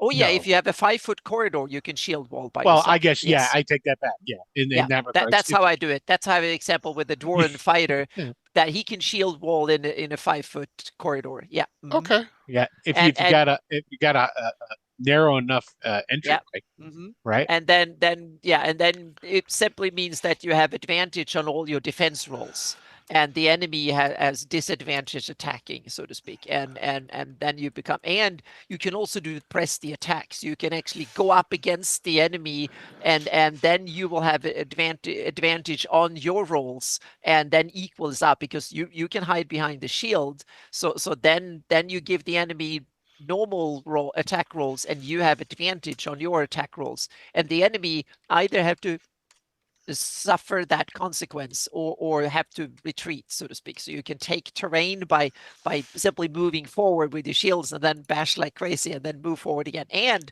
you can also have people with spears or pole arms from a second rung, and they can attack through you with 10-foot reach into the enemy. That's actually old OD&D tactic. Exactly. They used to do that back in the day. The dwarves in the front. I'm gonna. All right. So Anna, play test. Devil has Advocate play test. Oh yeah. You have 6 characters. Say we have 6 players in your party. Yep.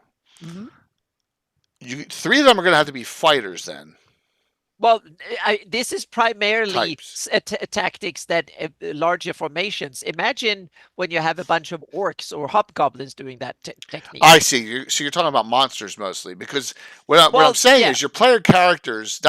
So I think that was the issue. The most party will not use these tactics because they will not be enough of people that can do it. Yes. So. But 2 characters can do it in a 10-foot corridor, or 1 character can do it in a 5-foot corridor. But there's not. But you're going to need a 3rd character behind with the pole arm. I'm saying for that. Specific tactic, and I'm going to say. I'm going to say that's probably not going to happen. But they will be the one that will be trying to go through shield walls way more than which is cool. Which I get. So then they completely. have to use spells and stuff like that. But the people behind the shield wall also have advantage on saving throws, so because they are behind the shields. So they are more protected, and they can be enemy spellcasters behind the shield walls hurling spells at you too. Got it. But, because I wanted rules that supported the cool fantasy battles we see in movies and stuff like that. So that's why I wanted to. And I'm going to say 100%. I understand that, but it is so hard to do with an adventuring party to convert those medieval tactics that you see into the game, because you got a mage, you got a thief, you got a cleric. I'm primarily thinking about how the enemy will react, so to speak. I don't want to give the players advantage, or they simply have to come up with using. I want to give. This is primarily a tactics that the enemy will use, but on the other hand, they might fight in large formation. Think of my Shieldlands campaign. The player characters might be a group in a larger context of others, so to speak. So minion rules and stuff will apply in those set of the stuff around, so to speak. Your directions from that tactical. What I did is the following. I say, how's that going to make an advantage with the shield work in my game because of the way we play, right? Yeah. So we have what's called shield mastery. Okay, and that's a skill. So I noticed that we were getting away from fighters using weapon and shield, because everyone was either had big hacking weapons or they were dual wielding. I was like, how do I bring this back? So we have what's called shield mastery. That's a feat, and then it's simple. Shields are a magical bonus, including masterwork function at 1+ better for armor class. If it's a +1 shield, they're getting three armor spots instead of 2. Then that's the prerequisite for sword and board. +1 to hit with one-handed melee weapons, and it doesn't matter what the weapon is. When combined with using a shield, does not stack with double specialization. So there you go. So if you're a single specialized fighter, or you're a paladin, or you're a ranger, or whatever, doesn't matter what class, but you could take this and use this to an advantage. Now combine that with this, and that's the Shield Thane class. The Shield Thane class is the Dwarven Defender, and here they go. 7th level, they have the Shield Bash, and we saw this. Mike Disney's character had this during the 24-hour stream. His father, Skarn's father, Skarnir, was a Shield Thane and had this Shield Bash attack, where he's actually using that as a punch. You can stun. It has a stun percent too, Will. So there you go. A little bit taking it. I haven't gone that way with all the weapons. I haven't gone to that point, but certain classes have abilities that will do the stunning ability or the knockback or whatever. But And there's certain. I know, Anna, you asked this once. Why does the Flint have the 3-section staff that does disarm, and why can't someone else use it? Just because, because that's Yeah. just You because. have to work Yeah. that into the. See, this is the difference. Yeah. I've been Is talking it 2? about this a Oh, it's lot 2. more Okay. than recently. Thanks.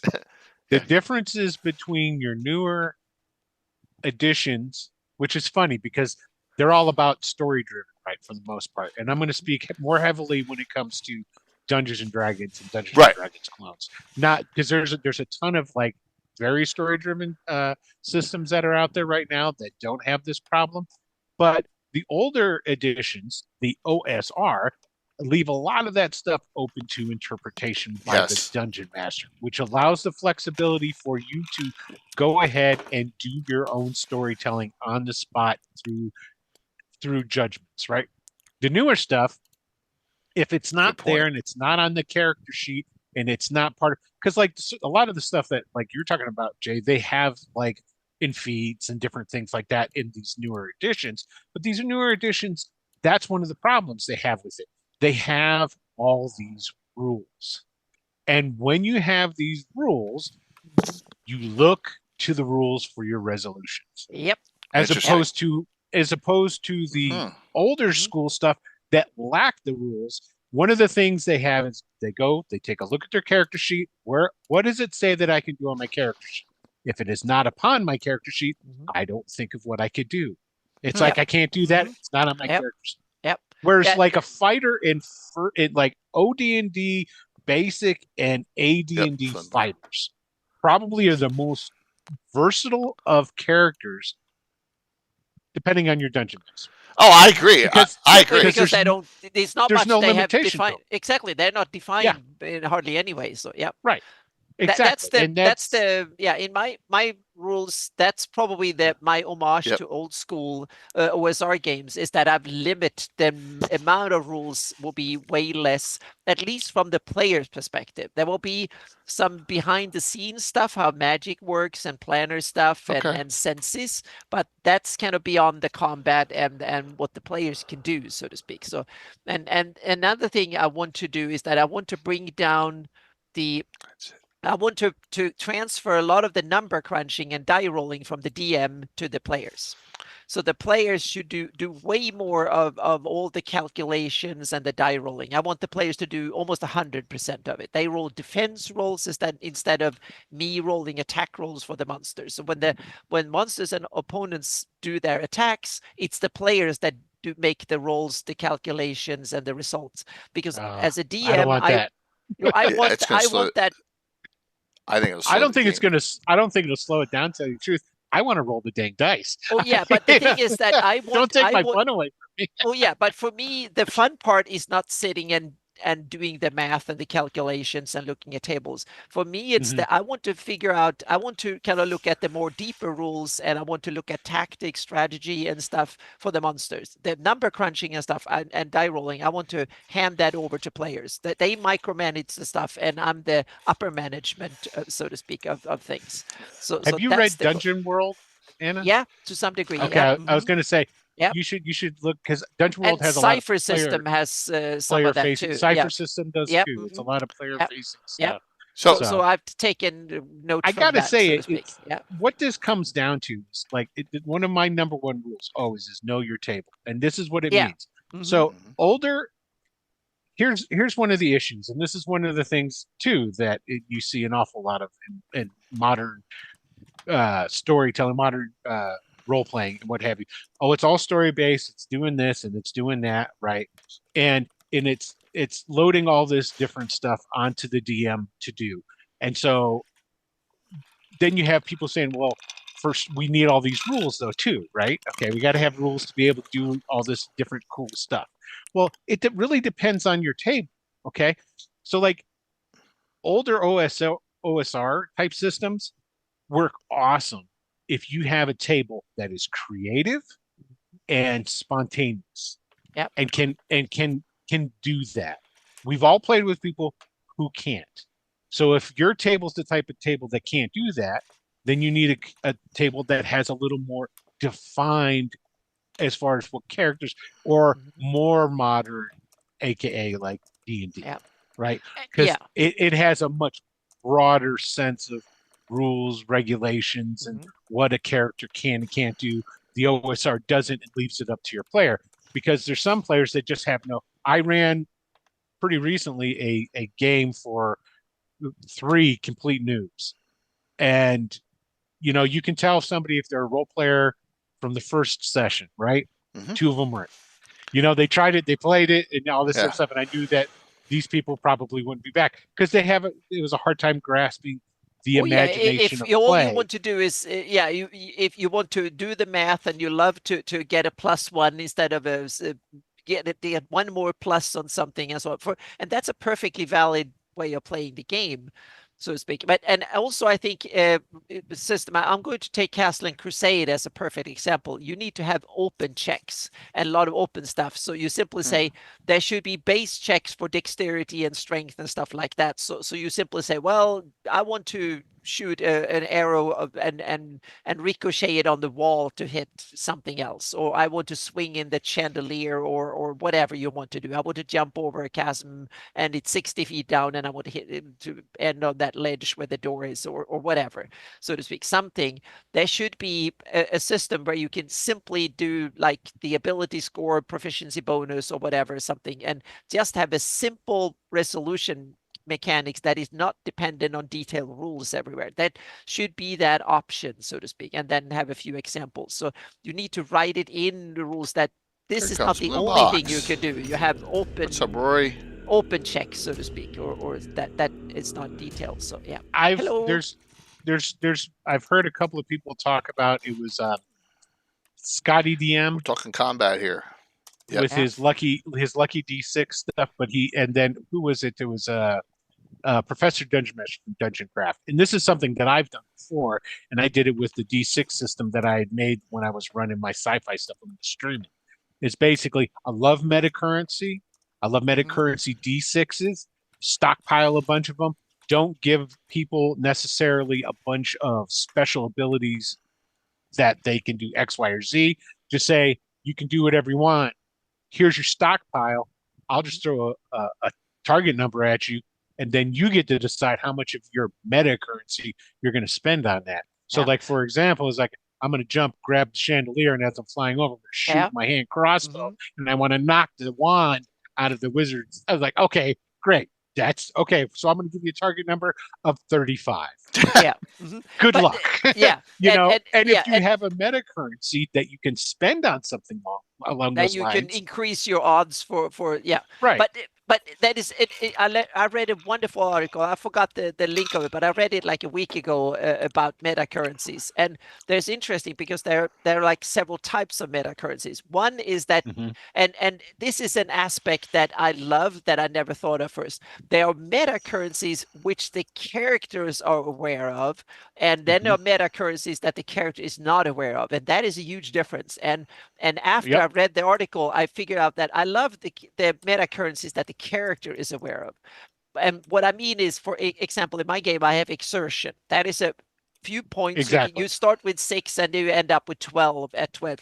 So a few points that you can spread out as energy to simply fuel an extra rage or some more spell casting, or do that extra effort, so to speak, in order to do something, because the character is aware I have so much extra possibility, like mana points, spell points, and stuff like that. That's meta currency that the character is aware of. I like that type of currency. But then you have the out of character meta currency. The cipher system has a thing that as a player, you can simply say, no, I have a point, I'm going to spend it, I'm going to change the world. It's not this way, it's another way, so to speak. That person is not. So you have the ability of interacting with the story and simply say, no, I change things. And I don't like that meta currency at all. But that No, is I don't just either. a matter of taste. But I think Yeah. it's important because I never realized how big of a difference is that until I read that. And now I realize that no, I don't like that type of meta currency. So in Exactly. Hawk Tales, that is not going to happen. All the meta currency are things that the character is aware of and the player can kind of spend as a resource. Yeah. Meaning, do I want to go hard in right away, or do I want to wait? That might be a bigger villain coming around the corner and then use it up later in the combat. So it's more like spread out. You have a certain amount of power that you can spread out. Do you take all in one go, or you can simply say, this is my last stand and I'm going to make it such a big damn thing, so I might win, so to speak, or go with a bang or something. So yeah. Let's. I'm sorry. No, I was just gonna say something that is Modifius has their Doom die. So essentially, the more that the characters use their meta currency, it builds up meta currency for the DM. I was like, talk about, and I'm sorry, I'll apologize to anybody that likes playing that way. Me personally, I think it's the biggest freaking waste. Come on, seriously, I'm the dungeon master. I don't need a die to tell me when I can rain down bad luck. Players, come on. I just rely on bad hero points from the audience to mess my guys up. That's an interesting meta currency, but that is a meta currency that the characters are aware of, because as a player, you know you have this much and you can kind of spread it out. It's not something that will alter the story in that sense. It will nudge a die roll or you able to do some extra. But now I lost my train of thought. There was something that you said that I was well, anyway, yeah, please continue. Yeah, you're the only good one there, Patrick. You're like Thursday night, you're the only one that gave the party any. I got a whole bunch of anti-hero points Thursday night. Yep. Yeah, I remember. That is one other cool thing that happens in another game, that's 13th Age. That is another version of D&D that have come out lately. They're coming, a second edition is just about to come. And that is an escalation die. So every round, everybody is easier to hit everybody else. So you get plus to hit. The longer the combat goes on, the easier it is for everybody to hit everybody else. So combat simply becomes more and more deadly the longer it goes on. So you realize that if you stay in the fight another round, everybody will start hitting everybody else more, so to speak. Is that something you would consider, or is that a no-no? Or I would play it once to try it. Yeah, but my gut instinct tells me get that out of here. I don't want to be tracking that. I don't want to have to rely on my. It's a lot. It's a die you put on the table, and like a D6 or a D8, and then you just increase it by 1. No, and I lose track of how long a bless spell was cast. Right, I lose track of that, or prayer. It's too much. Oh yeah, I don't think I like that either, so to speak. But it's an interesting mechanics, though. That is kind of absolutely. That's why I'm more in line with cut down the hit points. And make people easier to hit. And if those mechanics are in the game, then everything is way deadlier. Combats go faster. You know, it's like if you're rocking 45 hit points and you're almost max level, you know, that's a big difference than I'm walking around with 200. And speaking about hitting, we talked about shields before, meaning since armor class in Hawk Tales doesn't increase, doesn't make you harder to hit.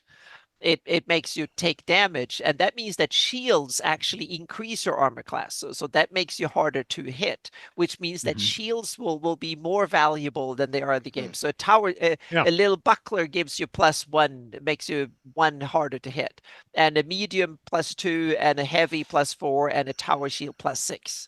So that means that shields will be way more valuable. But on the other hand, that means that you can't do as much damage. If you have a second weapon, that is also good, so to speak. So meaning if you, that means that you will be a huge difference between being offensive or defensive in that sense, that if you want to, and a fighter could be both. They can have a shield, and when it gets tough, they throw away that extra mace they have in their second hand and take the shield forward, so to speak, and that way they can go defensive, or that they can shield bash too. So the shield can be used as a weapon as well. So they do a heavy shield does D6 damage, and that is good. So and if you shield specialize, you can bring that up too and make it make it count. So that, but then yeah. I'm a big fan of. I do it on crits. Mm-hmm. I'm a big on crits or depending. This you want to speed up your combat. This is a super easy way to do it. You Yeah. got two ways. You can either crits or exploding, or if you really want to speed it up, that all weapons damage is exploding.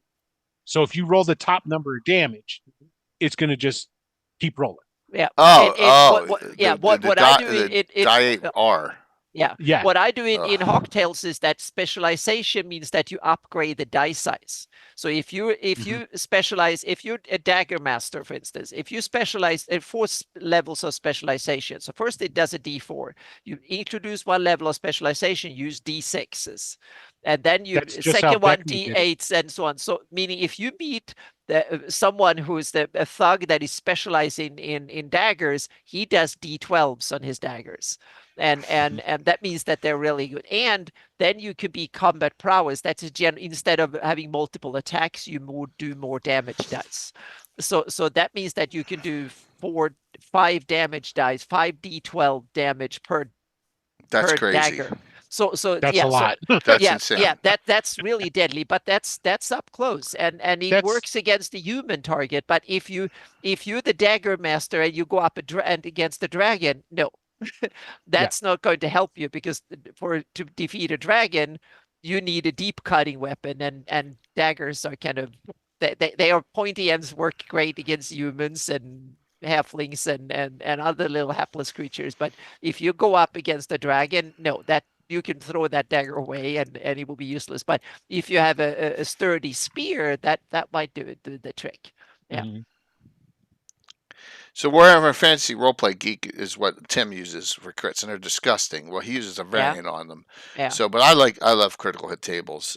They're kind of cool. You made it into a cool gimmick that is more than a gimmick. It's kind of fun, and especially for I think I want to go more streamlined. You just double the damage, and I might go in that you will have bludgeoning weapons will have certain effects, and slashing will have certain effects. That's what we have, and missile and thrusting. Yeah, so you have, depending on the damage type, piercing weapons have so and so effects and stuff. So I will probably have like an effect list, and you will instead of just doubling. There's a couple on GM's binder that has for 5th that have those type. They took the older weapon type crits and they just redid them for 5th. Yeah. So I want to have, depending on the damage type, you can have different types of effects. Yeah, so Geek Dice, when I play with Tim's game, I got to be really careful, because those that's what he uses for his crits, and they're like, it goes up to level 15 scale, and he got this book like it's like a encyclopedia. For crits. So well, my question to you is you clear all these fighter subclasses, right? Mm-hmm. Kits, they're all 1st edition. Yeah, I stopped doing them actually. Why? The reason I stopped doing them is too many people complained about them. I got sick. I got sick and tired of hearing people go, "That's what's 2nd edition." That's that not they overpowering, or no, what was that? That it's not 2nd edition. I mean, that's 2nd edition. That is not AD&D. So, but that's not true. I got way more. That's what they were saying, and it's like I would talk to them about it, and then I'd be like, "All right, all right." So, first off, every time I posted them, I don't know who that is. We're going back here. Varl, I'd get like five complaints every time. That's ridiculous. By the way, Varl found this article on page 73 that when I was on the Duelist one. So this is 1st edition, right? Look what we have here. Look at these special abilities. Parrying the death blow. That sounds like an ability. That's 1st edition. Mm-hmm. Right? Combat bonus versus the same weapon. I don't see that anywhere else. That's a 1st edition thing that's in here. It's just on I don't get that. I totally disagree with that. 100%. So people just like to. You know what it comes down to is people play a certain way. I got it. And then when it's outside of how they play or what they think is how they play, and they don't. Oh want yeah, to do it. you exactly It's like, that. all right. Yeah, and it surprises me that a lot of people complain about the system they have chosen because it doesn't fit their playstyle. See, So that that's where means that I'll you never need to do that. I will exactly you need add to it. tweak the I'll system tweak to it. suit your Okay, well, game style. Exactly. Yeah. That's what. Yeah. See, Jay, you are the shining example of what you're supposed to do. Wow. Thank you, Will. Right? That's the Yeah. biggest thing. It's like I hear all these from old school to That's all you new gotta school, do. and everybody in between. That's they're all what I complaining yeah. Wow. Yeah, I got Jay, about it's interesting how because that is. yeah. And You it's say like, I tried to do what you have done for my playstyle, so to speak. So Cool. build my own system that suits my playstyle. Don't, So Will. that's the I love those. Well, so I was gonna say, like that Yeah. sellsword. It's like you came up with some cool. So one of our feats is dirty fighting and improved dirty fighting, and it gets just an extra die 4. So it's like the fighter swinging and elbowing them in the eye or something. You know what I mean? Whatever the action is, but it's converted over to the math on it. So the sellsword here has some of those abilities, and I'm like, oh, I didn't realize you stopped doing them. I'm sorry to hear that. yeah. Low blow. There you go. Yeah. Foot And basically everything. And see, that's like I would get to the same argument multiple times every time I posted this, and I would tell them, it's like, look, these are basically flavor packages for your fighter. Exactly. That's really all these are. Do they have a special ability in them? Of course. Each one has like 2. I think it was 2 or 3 special abilities. At the most, you got a +1, or it was a very specific type of incident for it to trigger, but it was nothing overpowering. No, it's not at all. Oh, Because man. it was just a flavor to help give you, and that's where I got the inspiration for it, was from the packs, the kits from second edition. Because while the kits had a ton of rules, I thought the best thing about them was they had a flavor to them, and they would kind of give you a direction and like give you an ability to do something a little outside of the box, right? So Agreed. like maybe give you like permission to, oh, you can pickpocket, but you can only pickpocket like this much and this good. And it was like just that one little thing for like, say, like some sort of fighter that's kind of a shady background kind of guy or something, you know.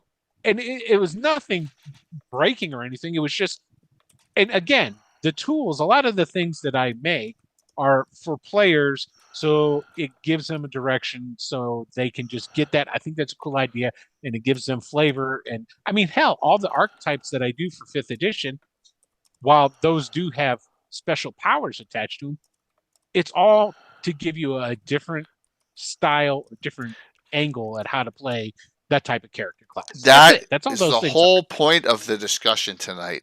Do you understand? Yep. That's the entire point of the discussion tonight is take a boring fighter, take your boring combat, and figure out a way to make it in your own way to make it exciting. Yep. That is what I'm. Yes, and which we kind of got a little off of, but that's okay. This has been a great discussion. How does it pertain to your GREYHAWK setting? And like I said, with the Weapon Master, I've already figured that out. The Weapon Masters are going to be multiples in the cities. They're going to be rivals. The Duelist is still going to be the only one in the city. You know, that's it. You know, all sorts of stuff. There's all sorts of things you can do. And we've had, and Walt, if you're still on, I've always, Walt Colby, scroll up and he says, we're talking about this parrying the death blow. Saved my Duelist several times for an example of a really cool ability that was in the Dragon magazine. And it was a 1st edition class and it worked perfectly. You had to, once again, make sure that you didn't have an 1800 strength abuse Duelist running around. Because then it really got out of hand, right? So that was the thing. They should be more finesse fighters. So I love witches. I use Timothy Brannan's for the most part, Gargamon. So 1st edition. There's all sorts of things you can do. And then figure out where it goes in your GREYHAWK. So oh my gosh, it's almost 850. Oh my gosh. Yep. Wow. Already? That is crazy. And we just came on and just buy it. We've just been all babbling the whole time. Oh my gosh, spending time complaining how DM does. Well, Brungel, I told this story. I had one person complain once on a live stream for the All-Star group because he didn't understand that you couldn't attack and move in my game like you do in 5th edition. That if you move beyond 10 feet, movement was action. That was the only time I've ever had that happen. So I'll take that as good. I don't get a lot of complaints about the way I do things. Number one piece of advice I've ever heard, and I forget who said this, but it's an old Illuminary. So you're talking old Vanguard sort of writer. And essentially, the number one thing you can do as a player is buy into the DM's story. Mm-hmm. Oh yeah, play with buy-in. You lean into that. That means don't do none of these, lone wolf kind of crap. None of that different stuff. If your DMs want to run a political intrigue story, then play somebody that would work within political intrigue kind of story. Mm-hmm. Now, granted, your DM should be running a game that everybody wants to play too, but that's the thing. You want to have the best time role playing. That's what you do. You go, okay, and how can I help contribute to tell this story? Mm-hmm. It's like that's it. It's such a simple thing to do, right? Yep. Brungale, yes. So I don't know if you're going to GaryCon. I don't even know if I'm doing any special games this next time. I may just open them all up. Most of the ones at Page are that way too. So Anna, your thoughts in closing on this? I know you're working on your new setting, and hopefully give you some thoughts beyond. Oh yeah, this is I'm working on my rule set. Now it's soon ready to start doing some external play testing with other players. I've run mock combat against the other and tweaked it and stuff. So I think I have the right amount of grittiness to start, so to speak, and it's brutal but not deadlier, so to speak. I don't think the number of PC casualties will not go up, but the number of characters that will go almost unconscious and lose their fighting ability, the combat will be over quicker. There will be fewer if your fighter fights against inferior enemies, then he will win faster, so to speak. But on the other hand, if he runs into something that is more powerful, he will be knocked out of combat quicker too. So it's more decisive faster, so to speak. And it's a little bit more riskier because even the biggest, the most powerful, best fighter in the world can be knocked out because there's a little bit more chance involved here and there, and there's more options and stuff. So you might end up in an unlucky combination or something, so to speak. There are fewer exceptions that makes it so it's a little bit of grittiness going in there, but that's the kind of like I want it to, so to speak. And cooperation works better than soloing never does it well, so to speak. And my rule is that if you have two people in the party that can both wear shields and have armor and can use weapons reasonably, that's probably worth 3 times more so that adds up, so to speak. So and that also means that since it's multi-classing is the norm, that means that even the most steadfast spellcaster can do some decent work with a weapon or learn at least a weapon and basic fighting ability. So good. That's, I'm looking forward to stealing stuff from it because sure, I would love to have you come on one of the playtests. Sure. I will run skirmish one shots, and so I will do that. I will start in about a month to invite a couple of players, like 2 players, and we will run a small little scenario with a few monsters and other NPCs or something to fight, and you will have a pre-gen just to test out different aspects of the system. I'd love to. Yeah, and then at Gamehole Con, first the virtual GREYHAWK Con, I will run the first kind of real scenario, so to speak. And they will also be made because what I haven't done fully is all the stuff to build characters properly over time. Those rules aren't finalized as much. I've concentrate on basic combat, spell casting, and basic abilities first, so I get all that basic mechanics kind of dialed in. So that means that I will do pre-gens, and then at Virtual GREYHAWK Con, you will be a shield land force doing a patrol mission or defend a keep against the IUCN invaders or someone coming raiding or something like that. So there might be an offensive scenario and a defensive part. You go out and to hunt IUCNs in the terrain, so to speak, or you have to defend the spot where they will come to you. And Shieldlands Patrol Saturday at 3. Exactly. Yeah. So that will be and there will be to everyone sign up. I will have a session 0 on Zoom before then, so to speak, and you will get a PDF with both your character sheet and some of the basic rules and stuff, with some of the exception, and I will explain some of it, so to speak. So, but if you know D&D, it's nothing revolutionary. The biggest difference is that armor takes up damage, soak up damage, and doesn't make you harder to hit, so to speak. And if you hit something or something hits you, it will do a little bit of damage no matter what. So that's the skill. So it's going to, if you get into combat, you can be rest assured your character will take damage almost, because things will be hit, you will hit way more often, and the enemy will hit you more often, so to speak. So I'm those sad are I won't be able to play. Oh yes, you well, I'll do some other stuff too. Yeah. Well, on Saturday I'm playing during the day, and then I'm running on Saturday after I'm done Oh, playing okay. the Well, but Tims. So I'll send you an invite so you can do, because I need to test run some of this before I run it at the convention. yeah. So I will do at least one run through with some of my regular players and stuff too before Keep then. me in mind. Yeah, and there will be probably around level 3, 4, something like that, or 3 to 5, something like that. Powerful enough that we could be some more spell casting and a little bit cooler stuff, so to speak. So you will probably be skilled 3, 4th level, well equipped, well skilled, well rounded pre-gens, so to speak. So because I want to test it out, so you will not play some 0 level. No, you will be soldiers and others in the service of the Shieldlands that will be well equipped and well trained, and you, so you can go on. There will be some bashing at things, that I can promise you that. So yeah, and you, some of you might have a bow and test out the new sniping ability. So you can take 100 feet away and you can take out stuff at a distance too. That might be, but on the other hand, might be a hobgoblin sniper with a crossbow or something going after you too. So we'll see. Yep. Nice.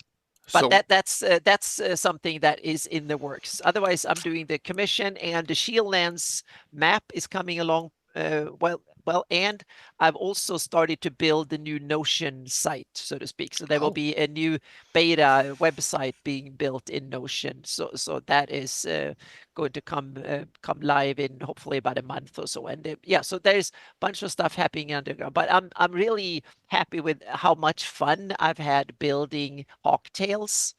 It's a lot of fun design. Oh yeah, it's way more fun than I thought. In the beginning, I was like, "Oh, do I need to?" Now it's like, "Damn, I can do this. I can do that." And then, no, we need to. First, I do a lot of stuff, and then I cut away 2/3 of it, because it's like, no, don't complicate it, and streamline it down, and so on. Like non-lethal damage, how do you deal with that? It's just put it on top of the damage and be done with it. So it's fun expanding your campaign. I'm constantly playtesting things. Oh yeah. Always. Yeah. And for me, it's like I've never done. Jay, you have done it over 40 years. I've do it now over 5 years instead, so to speak. And since you built it on top of first edition, second edition, I'm building it on top of third edition, fourth edition, and fifth edition. So that's with the hindsight of what I liked about first edition too, because I've liked every edition I played for various reasons. But so it will be very much a third edition depth and flavor, fifth edition streamlined math, and the grittiness and deadliness of first edition in that sense, so to speak. So yeah, that's the goal. Excellent. So it should be easy to understand and damn difficult to master. So yeah. Well, what are your closing thoughts here? Yeah. Oh man, there's so much good stuff that you can do. Yeah. There, I'm gonna post again. This is a great article. Please. It is basically weapon mastery through all the editions, but it also talks about there. I just put it into chat. It also talks about like Tales of the Valiant. Talks about advanced fifth edition. Cool. Like it shows like how they handled it in Beckme. Yeah. Perfect article. It's a great article. Go ahead, read that.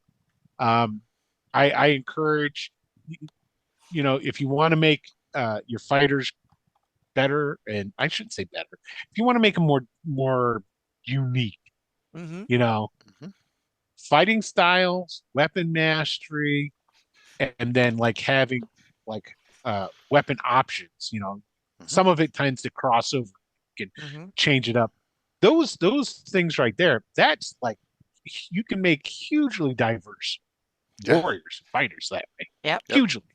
So, and just go ahead, tinker with it.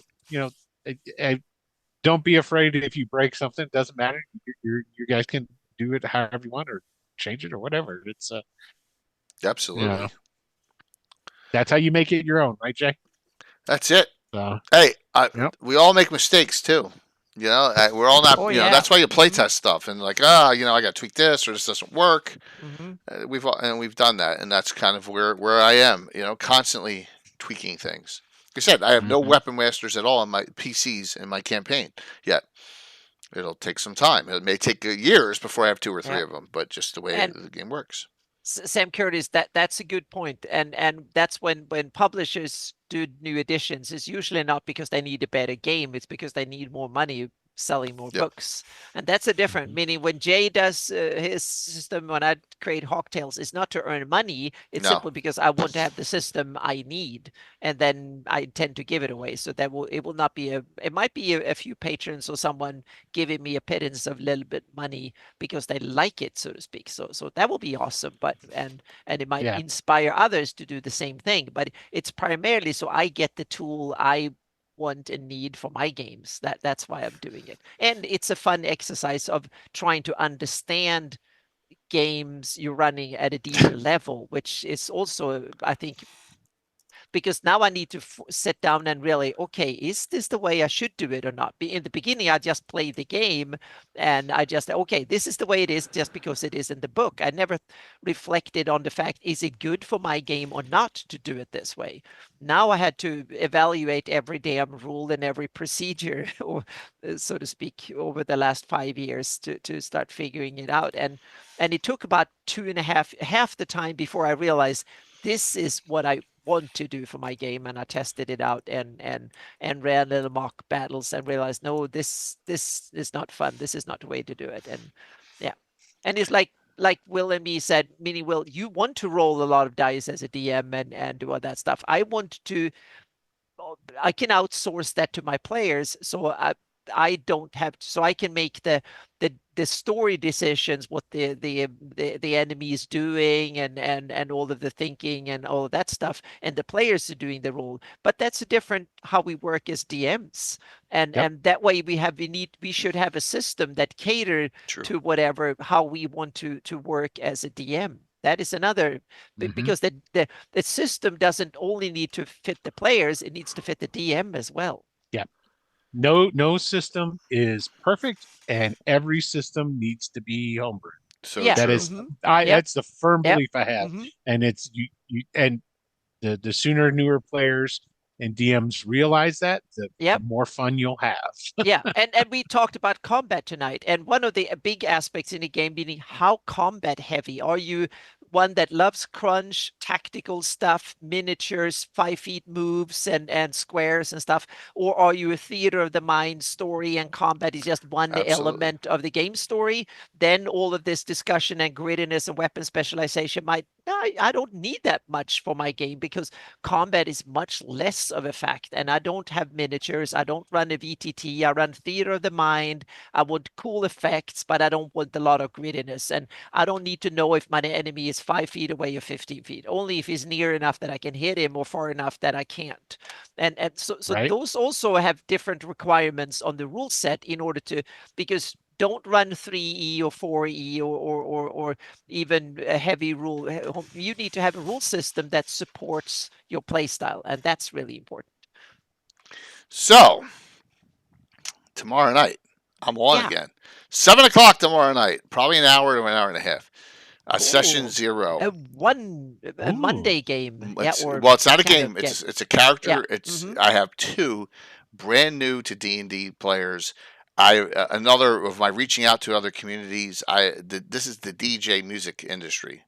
kind of reached out to them. So Case Spoboy and I hope I said this right, Desafina Do Music are both going to be playing for the first time Saturday. And it's going to be a 2:00 p.m. game. Along with them, Coco and Korg from Nuclear Meat and Sir Timothy. First time he ever played was during the 24-hour stream. He's from Stronghold, so a lot of you met him at GaryCon. Yeah. But he wanted to make up his own character. I gave him the character, kind of gave him the character who was going to play for that. He wanted to make up his own. So that's the group of 5. I think I'm going to keep it at 5. But so we're going to session 0 this. I'll go over their options, their ideas. We're going to make up their characters like we did a couple months ago. We did this. We've done this before. Session 0 tomorrow night at 7. We'll be live. And then, let's continue with the rest of the week. Wednesday nights, Legends Lords Books and Tomes of GREYHAWK. This may get deep again. A really deep discussion because Les and Alan Gray were talking about stuff I had never even heard of in that chat log that we have on Discord. I'm like, what are you guys talking about? I don't know what this is. So, yeah. So that is Wednesday. So we got Monday, we got Wednesday. Thursday, we continue Race to the Prize with Normal Headhunters. My guys, like I said, we're so transient Thursday, we barely got through the first fight. So they're still outside. They've just gotten to the old Flan Shrine. They have the map. It's old faith stuff. There's these symbols they don't know about. They don't know what is here. All they know is that there's rival groups have copies of this map as well. So they fought the Dark Cloaks already. Who else is going to be there? That is Thursday night, 7:30, and then Saturday is the adventure with this group, number 1058, a new menace. It's an old menace, but it's a new menace in the Altamira area. So there you go. That'll be fun with that group of 5. And new players, so what could go wrong? It'll be fun. I'll probably start them off around 4th, like I normally start guys out. That's the sweet spot. Yeah, so start them at 4th. We'll have fun. And then we'll have a Gabbin next Sunday, whatever the topic is. So when the battle map is morphing into your GM said. So yeah, Dale, it's just the way we grew up. That's the way we played, Start them at 1? No, I'm not going to start them at 1. I'm going to tell you why. Because if I start them at 1, it'll take them years. If we play every 4 months in this group, 3 to 4 months, what's the fun in that? I start them at 4th, they get to 5th and 6th. I can interact with other groups.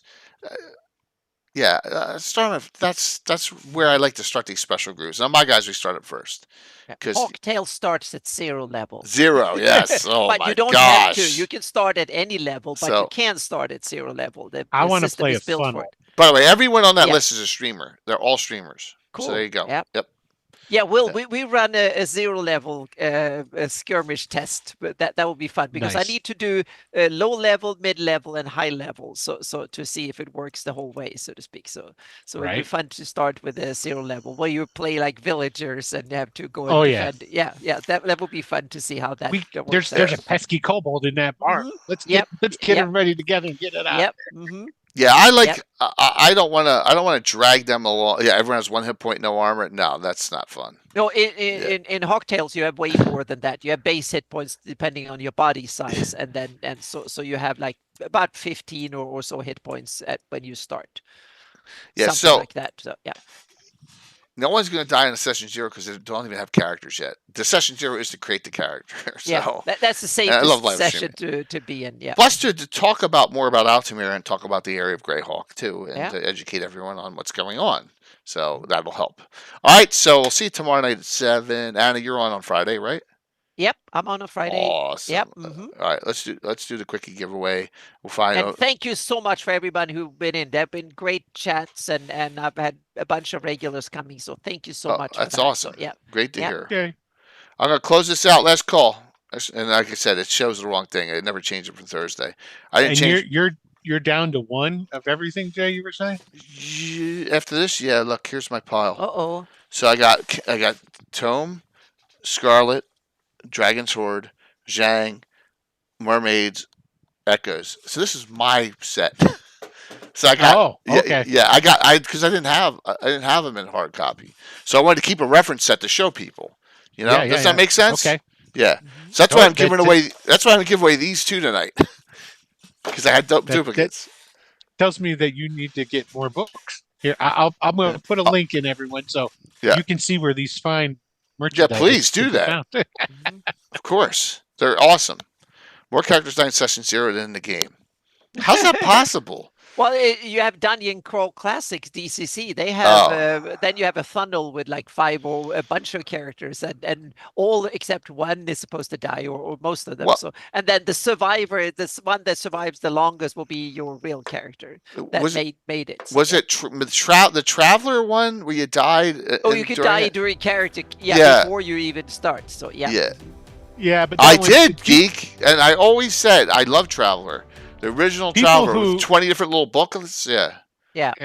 You die because essentially you have your career path. And depending on the career path you You Right. took one I extra love 4-year Traveler. term, and then you were screwed. Yeah, like if you're in the military, right, which is a dangerous profession, can be, and you stay in for long enough, depending on what your job was, Yep. you could die. And, Yep. and, Yep. and I've said this too.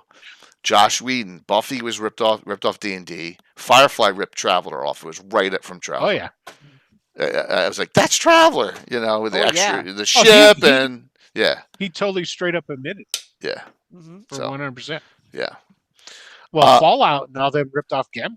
Well, yeah, Gamma World, absolutely, yeah. But the Traveler was definitely Firefly. So, all right, let me. Here we go. Let's see who wins this. Here we go, closing it, and now I got. Hate when it does that. Give me 1 second. I got to reopen it because it like zonked it. Jeez. And we're rating it, darling. Yeah.